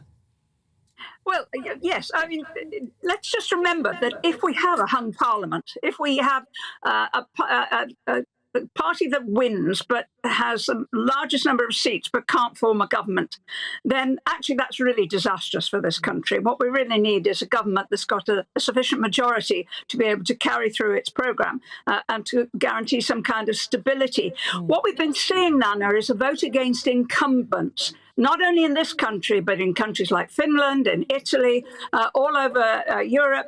And that's partly because the same things have been happening. And so it's disingenuous for anyone to start blaming the Tories for inflation in this country when it's actually happening right through Europe. A lot of it is to do with post-COVID, and a lot of it is to do with the war in Ukraine. I think people are more sensible than that. And you are also right, Nana, that this is going to turn on the people who did not come out and vote on Thursday. That's 30 to 40% of the electorate in most parts of the country. And it could well be that they wanted to punish the Tories by not voting, but they will still come back when they're needed at the general election. I agree with you there. Let's go to Ben Habib. Last word to you. You've got about 30 seconds, Ben. Well, I think that people are absolutely right to hold the Tories to account over a budget that's completely out of control, debt levels that are completely out of control, a tax rate that is higher than any Labour government's ever levied on the population. I don't know how Edwina can turn a blind eye to that. And inflation in this country is very, very sticky. Other countries are beginning to get it under control. We're not. And the other 4 pledges that he made, getting waiting lists down, well, that ain't happening. Stopping the boats, that's not happening. Growth in the economy, there's been no growth this year. And borrowing going up as a percentage of GDP is continuing. This government has utterly failed. And if the Labour Party can't win from this position, they don't deserve to be in government. And the other thing I'll just come back on, Edwina talks about the importance of a large majority. Well, Boris Johnson had 80 seats, stonking majority, and failed to do anything with it that was constructive for the country, including properly delivering Brexit, which is what he was elected for. But that was within his own party, actually. His own party became his own opposition, to be fair. All right, so I just want to ask you then, do you believe that Labour will win the next election? Matt Stadland, do you believe, yes or no? Yes. Ben Habib? I do, yeah. Stephen Pound? Sorry, earlier on, Matt. Yes, I do. And Edwina Curry? No, I don't, particularly if people like Ben Habib stop trying to support opposition parties and give their votes to the Conservatives. Well, listen, thank you so much. I'm not a member of the Conservative Party. No, we know you don't that. have to be. No, you don't need to be. Yeah, exactly. All right, well, thank you so much for your thoughts. Really good to talk to you. I have Ben Habib, Edwina Curry, Stephen Pan, and also Matthew Stadland. Thank you so much. Thank you so much. This is GBNews on TV, online and on digital radio. Coming up, the Great British Debate. I'm asking, do you believe Labour can win the next general election? You'll hear the thoughts of my panel, author and broadcaster Christine Hamilton, and also broadcaster and journalist Danny Kelly. But first, let's get your latest news headlines.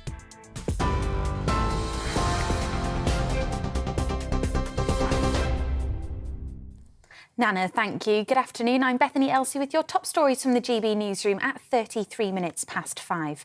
Thousands have come together at big lunches across the UK to celebrate the King's coronation. The First Lady of the US, Jill Biden, was one of the special guests hosted by the Prime Minister and his wife outside Downing Street. Buckingham Palace have described the lunches as a nationwide act of celebration and friendship. This evening, 20,000 people will join the newly crowned King and Queen at Windsor Castle for the coronation concert. Earlier, the Prince and Princess of Wales surprised those queuing up for the event. And in the party spirit, William was heard jokingly asking people if they'd brought alcohol with them to celebrate. Ticket holders are already making their way up the long walk to the castle, where organisers are making their final preparations. Take That, Katy Perry, Lionel Richie will all be performing, with special appearances from Tom Cruise, Dame Joan Collins and Sir Tom Jones. Amnesty International says the Metropolitan Police may have misused new powers granted by the Public Order Bill. That's after 52 people were arrested ahead of the coronation yesterday. The force says they were taken into custody for an array of offences in line with relevant legislation.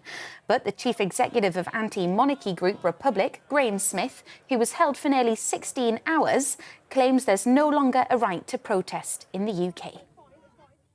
On TV, online, DAB+, radio and on TuneIn, this is GB News.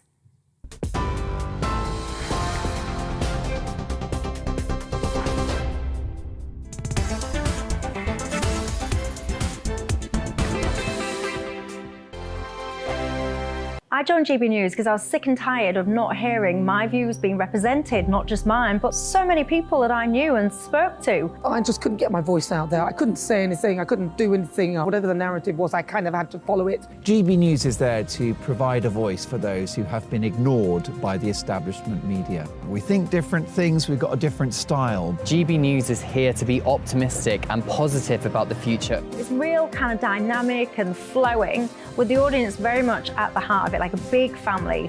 Here at GB News, we talk about the things that matter to you. Hearing the voices from right across our towns and cities, especially our towns. All sides of the argument represented with a heavy dose of opinion. We're on a mission here to make a difference. And the GB News family really is here for you, and whatever time of day you can watch or listen. Britain's watching. Britain's watching.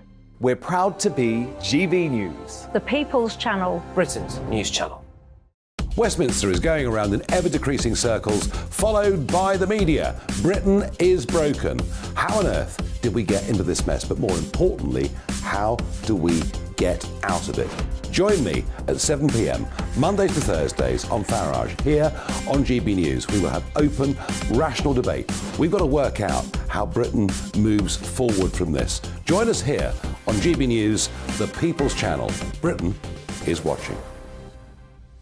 You've probably seen politicians interviewed 1,000 times, but we do it differently. We find out who they really are, we don't shout, we chat, and hopefully we bring a bit of light, not just heat. Did you know Kate Moss?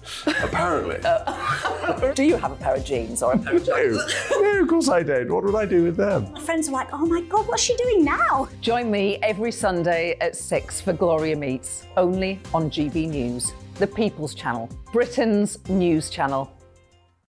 I'm Jacob Rees-Mogg, the Member of Parliament for North East Somerset and a former government minister. For years, I've walked the corridors of power in both Westminster and the City of London. We need to have the arguments, the discussions on how we make it better. Crop failures, famine, war, suffering on a scale completely unimaginable. We are putting the cart before the horse. As Charles I said at the scaffold, he was the true defender of liberty. Yeah, I've completely derailed the conversation. Join me Monday to Thursday at 8 p.m. on GB News, Britain's news channel. New to GB News is the Saturday 5. Join us every Saturday from 8 p.m. as we debate the week's stories. Right, folks, that was a spicy one, wasn't it? With us four, plus a special guest. Sometimes she has to stick her foot in it. Sometimes she has to say things as they are. Sometimes I think we should keep the refugees and send the pensioners to Rwanda. Then we'd be in a much better state. Well, Benjamin, that is... The Saturday 5. Saturday nights from 8. Only on GB News, the People's Channel. Britain's news channel.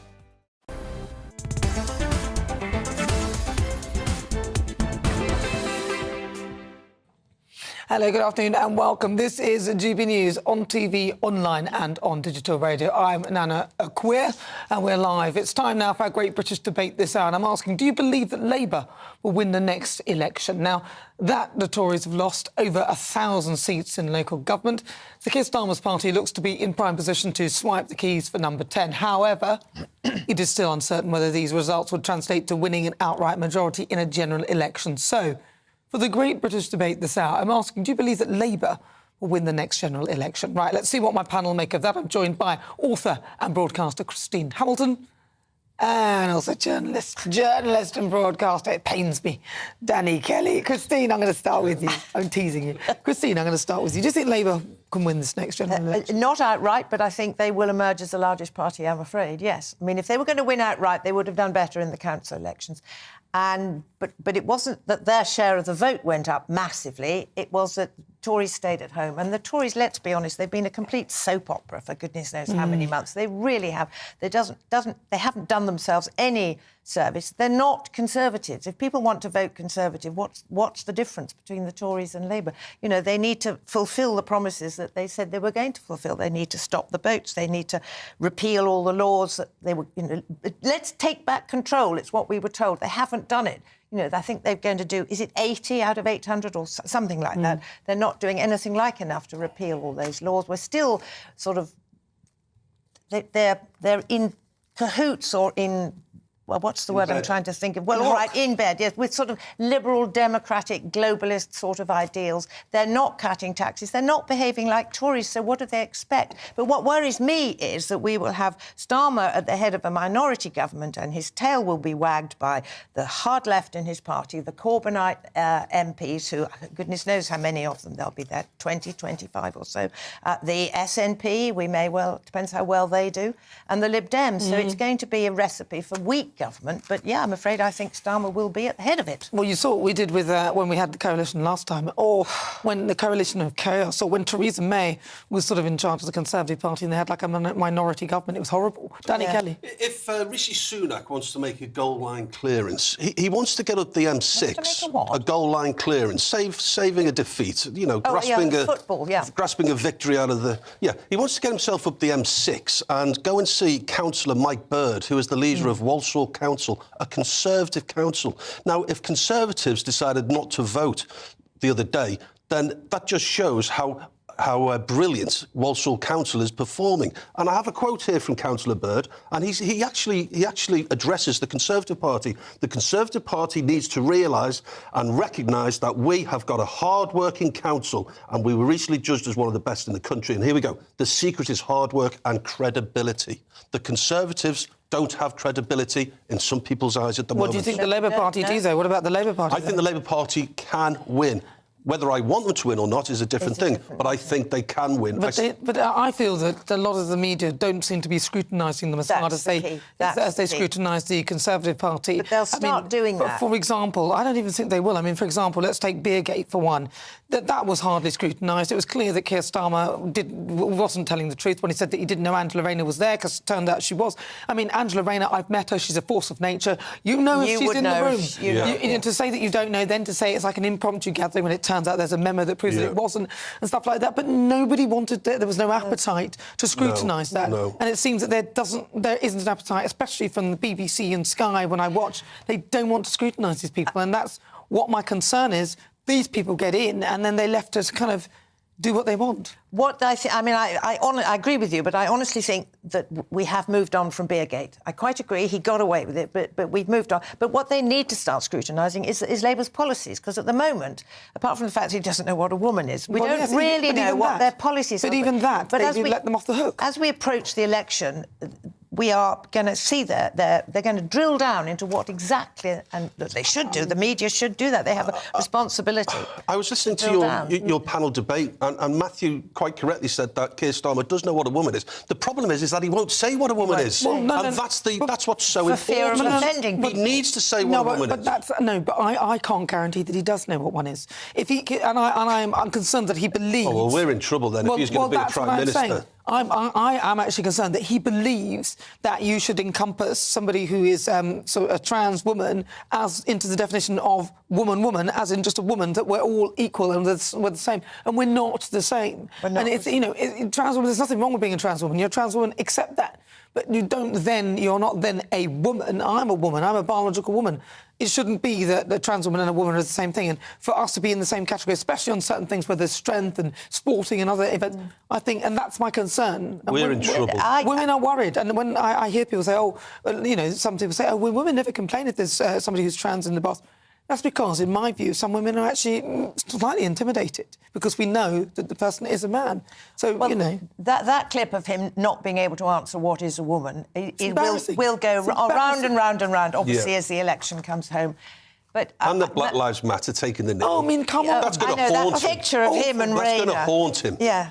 That really, I think, is going to haunt him. But to get back to your question, can Labour win? I think they are very capable of it. And it's the Tories to lose, which is what I think the panel, in summary, all agreed on. It's the Conservatives to lose. No, I think... Sorry, it's Labour to Labour lose. to lose. Forgive me, I've got it the wrong way around. Forgive me. Completely disagree. Yeah, it's Labour to lose. Yeah, sorry. But what worries me is that coalition government is by definition weak, and it's governed by factionalism and goodness knows what, and woke ideology. And woke. There's a lot of wokeness going on. You'll in this find as well. sort of half a dozen MPs can hold everybody else. And we've seen this in Canada with Justin Trudeau. And it's really about ideology. I'm worried about things like critical race theory ideologies. I mean, this is a terrible ideology. It's based on some sort of unconscious bias, but they place the bias in your brain. So even if you hadn't thought about it, they're saying, oh, well, you may be thinking, then it sits in your brain and then you become biased because of this unconscious bias that somebody suddenly made you conscious of. I'm concerned about a lot of the way the education system is going, you know, where schools can come in and talk about all this, you know, the gender ideology. All these different ideologies being placed into places of education, and they will be unchallenged if we have some sort of coalition. Yeah, but one hopes that in the run-up to the election, as we get closer, people's minds will start focusing, what exactly do Labour stand for? Yeah. And then they will have to answer these questions. But they've not answered it for years. Danielle, my wife, was talking to a teacher the other day, and I think Danielle and her mum was talking about an MP, and Danielle said, oh, she's an excellent Conservative MP. And the teacher who was in earshot said, that's an oxymoron. You know, you can't have one with the other. And unfortunately, it's my view that I think 85-90% of teachers have that opinion, and that is part of an indoctrination process. That if anything positive that a Conservative does, then that will be soon brushed under the carpet, and that will be replaced with something negative involving that individual. I mean, even to go, you know, people saying, oh, Suella Braverman's being racist and because she's brown, she can't get... And it's like, no, she's not. She's talking about a situation of, you know, that we need to protect the borders of our country. It's got nothing to do with race. It's to do with protecting the integrity and safety and national security of this country. You need to know who's coming in, and you need to be able to control that so that you can manage your resources. Yeah. But people have managed to narrow it down into a conversation about race, which is very irritating. Then there's an argument over this, and then nothing gets done. And I'm concerned that those who are sort of living in this sort of conversation will be those running the economy. And I'm worried. That is my worry for people, the Labour Party coming into this. The Tories have got to live up to their promises, basically, if they want to have any hope of winning the next election and stopping the boats. They keep going on and on about stopping the boats. They have done nothing. Well, but Labour haven't got an alternative. Well, let's ask our viewers, because the show's nothing without them. Let's go to our Great British Voices, their opportunity to tell us what they think about the topics we're discussing. I've got three of you. Right, let's start with Alan McNeely. He's there in Grimsby. Alan, what do you think then? Do you think the Labour Party are in with a win? Good afternoon, Nana. I think they're in with a chance, Nana. But I think as we draw nearer the election, hopefully people will start to look at them a little bit more deeply. There's a lot not to want at the end of the day with Labour. They don't have any policies, and I don't really think that they would be good for the country. So time will tell. They've definitely got a chance at it, but I hope they don't get in, because it'd be the worst of two bad groups. OK, Alan, thank you for that. Let's go over to Brian Dugan. He's there from Solihull. Brian. Hi, Nana. How are you? I'm good. Whatever about wokeness, we may be soon to wake up to a red dawn. I don't know about Alan talking about Labour and no policies and the mess that they might... I mean, the Conservatives are doing a pretty handy job of getting us into a mess at the minute anyway. I think, look, the crisis, the mayhem for the Tories is deepening. Whatever about Labour, I think that they're even being seen by the likes of Christine and Danny as a viable alternative. No, not viable. No. Just not viable, just the only. Well, you suggested, Christine, that they could be on their way into power, even if it is as part of a shared government. But look, I think that momentum is with Labour. I think that's been shown. They are the largest party now in terms of councils, biggest since 2002. OK, well, it's not...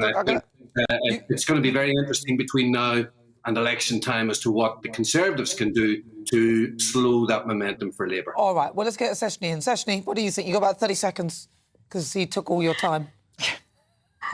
Good afternoon, Nana. Yes, I sort of agree with both Brian and Alan. I think there's a chance that Labour could win. However, like Christine has said, we need the Conservatives to be able to fulfil their promises, which obviously is not happening. With the recent elections, which I've been following, which was last week, obviously the Labour Party is in the lead with winning 1,000 of the seats, which obviously puts the Labour in lead. Briefly then, so you think Labour, yes or no? Labour, do you think they'll win? Yes or no? There's a possibility they might, yes but no? I don't think so. You don't think so? Good, No. Good. I'm glad somebody thinks no. Brilliant. Alan and Grizzly, Brian and Solihull, Seshni and Milton Keynes, lovely. Always a pleasure. Those are my great British voices. Very briefly onto a story that caught my eye. The Met Police are facing criticism for arresting 52 people on the day of the coronation. The force said that they were taken into custody on an array of offences, including conspiracy to cause a public nuisance. Graham Smith, the chief executive of anti-monarchy group Republic, was held for nearly 16 hours. He says there's no longer a right for peaceful protests in the UK. Briefly, Christine, you've got about 10 seconds. Do you think that they're just being silly about it all? Well, that's a ridiculously sweeping statement. Of course, people can rightfully protest in the UK. The police were concerned that they shouldn't disrupt what is a major national event or spoil it for everybody else. To avoid a breach of the peace. So if I went into Old Trafford, the stadium, in the home end with my Everton shirt on, held up a placard saying, "Man, you are crap," I have every expectation to be lobbed out by the old bill. Yeah, fair enough. All right, and obviously apologies for the use of that word. I don't think you're allowed to use it. Oh, sorry, Man United. Danny. Yeah. All right, come on then, let's move on. Danny, your supplement first. It's time for Supplement Sunday. Danny, your story. OK, having worked at the BBC for nearly 20 years, this is something that interests me. Culture Secretary Lucy Fraser says she is looking very closely at the BBC licence fee, and she is once again bringing up this debate about how to fund the BBC. I'm not calling for the licence fee to be defunded, because I don't think, with 20,000 employees, I don't think you'd be able to get that sort of cash. But once again, it's in the eye of a storm. Briefly, because we've got to... What, my supplement? Yeah, go on then. Well, just how amazing Penny Mordaunt was yesterday. I mean, she stood there with this incredibly heavy sword. She didn't move a muscle. I know poor Jacob Rees-Mogg, our own GB News Jacob, would have had that job had things been different, but she looked amazing. She had that fabulous outfit on. She had the carriage, she had the legs, she had the figure, she had reminds me of a Lego character. And the other thing I found extraordinary, no, she did not look like Lego. She was brilliant. She was dignified and graceful. And when they put the screens up round the anointing, if she had wanted to, because the screens were only three sides, she could have just moved her eyes slightly, and she didn't. She just stared straight ahead. She probably got an eyeful. She could see it all. I thought she was amazing. You'd have had a peak, wouldn't you? And briefly, BBC, should they be defunded? Briefly. Oh, we should abolish the licence fee. We should have the general state funding should pay for things like I'll take the World it's a Service. yes, then. They should be. Yes, OK, yes, defund the BBC. Long-winded, my final supplement, Sorry, yes. Prince Harry's coronation view obscured by Princess's Anne's feather. Yes, there it is. It got so good. After sitting through the ceremony in the third row, the Duke of Sussex swiftly left Westminster Abbey to fly back to the US. And there he was there, blocked by the feather. I thought it was hilarious. Do you think it was funny? That was the best bit of the whole thing. I think anything that makes him look an idiot is hilarious. Very good. Very good. And on that bombshell, we'll have to end today's show. Listen, it's been fun, as ever. On today's show, I've been asking you, do you believe that the monarchy is the way forward? I want to find out what you think. According to our Twitter poll, 72% of you say yes. 28% of you say no. I think that's about right. Thank you so much to my fabulous panel, author and broadcaster, Christine Hamilton. Christine, thank you. Pleasure. Always a pleasure to have you on board. And thank you so much. Danny's nice sitting in a strange way. Thank you so much to broadcaster and journalist Danny Kelly. Danny, thank you very much. Thank you very much indeed. Have you got anything exciting now planned for later on? We're going to have a Chinese takeaway. The in-laws are coming round to watch the concert. And what about you? I will be eating up the remains of the coronation quiche, which is delicious. Oh, I love a coronation quiche. It was good. Very, very good recipe, by the way. Don't be put off because it's vegetarian. Well, listen, it's been a pleasure as well. Thank you so much to you for your company this afternoon. It's been a pleasure. I look forward to seeing you next Saturday at 3. I'll leave you with Neil Oliver and your weather. Hello there, I'm Greg Dewhurst and welcome to your latest GB News weather forecast. Well, it's all changed again after a fairly bright Sunday. We've got rain moving in tonight and spreading east through Monday. We can see at the bigger picture, ridge of high pressure brought us the dry weather for many of us through Sunday, but it is all change, as you can see. Weather fronts moving in from the Atlantic, bringing outbreaks of rain and brisk winds too. The rain already moving in this evening across western parts of the UK, Northern Ireland, eventually western coasts of Scotland, England and Wales. Some of this rain could be heavy at times. The best of the drier weather holding on across the far east and southeast, but increasing cloud here. Not a cold night at all. Temperatures remaining in double figures right across the country. It's a bit of a grey start across many parts. Monday morning, outbreaks of rain for western parts of England and Wales. This sweeping its way slowly eastwards. Could be heavy at times. Best of the brightness holding on to East Anglia for the longest. Sunshine returning behind the rain, but also some heavy showers. These will be thundery across Northern Ireland. Could lead to some localised flooding. Temperatures lower compared to Sunday, but still in any brighter spells reaching close to 20 Celsius. Into the evening, England and Wales cloudy with further outbreaks of rain, which could be heavy at times. The blustery showers across parts of Scotland, Northern Ireland should ease as we move into the early hours. But overnight, generally into Tuesday morning, it stays quite cloudy. There will still be some bits and pieces of rain around, and temperatures, well, again with the cloud holding up in double figures for many of us. So it means a grey start again Tuesday morning. Best of the bright spells across the north and the west. The east cloudier here, particularly across northeast Scotland with rain and drizzle through the morning. Into the afternoon, we will see some heavy showers across eastern parts of the UK, whilst in the west, further heavy showers move in here. And again, in any sunshine, temperatures lifting. Stays unsettled Wednesday and Thursday, further rain and showers. First and foremost, I'm a GB News fan, and I was before I was working here. Just love the fact that we're asking the questions that a lot of establishment media won't ask. With a bit of a twist, we not only want to inform you, but we want to keep you entertained. It's worth the drive because you get in and the team's all ready and waiting, they're itching to go, and it's a proper little family. GB News is the people's channel. It's the audience that makes the programme sing. We're giving our viewers and our listeners a voice. I see the thousands of your letters, tweets, emails, you name it, coming in. Britain is broken. How on earth did we get into this mess? But more importantly, how do we get out of it? The establishment had their chance. Now we're here to represent you. It's time for something different. It's time for GB News. I'm very patriotic. I believe in Britain. Our best days lie ahead. Britain's watching. Britain's watching. Join us here on GB News. The People's Channel. Britain's news channel.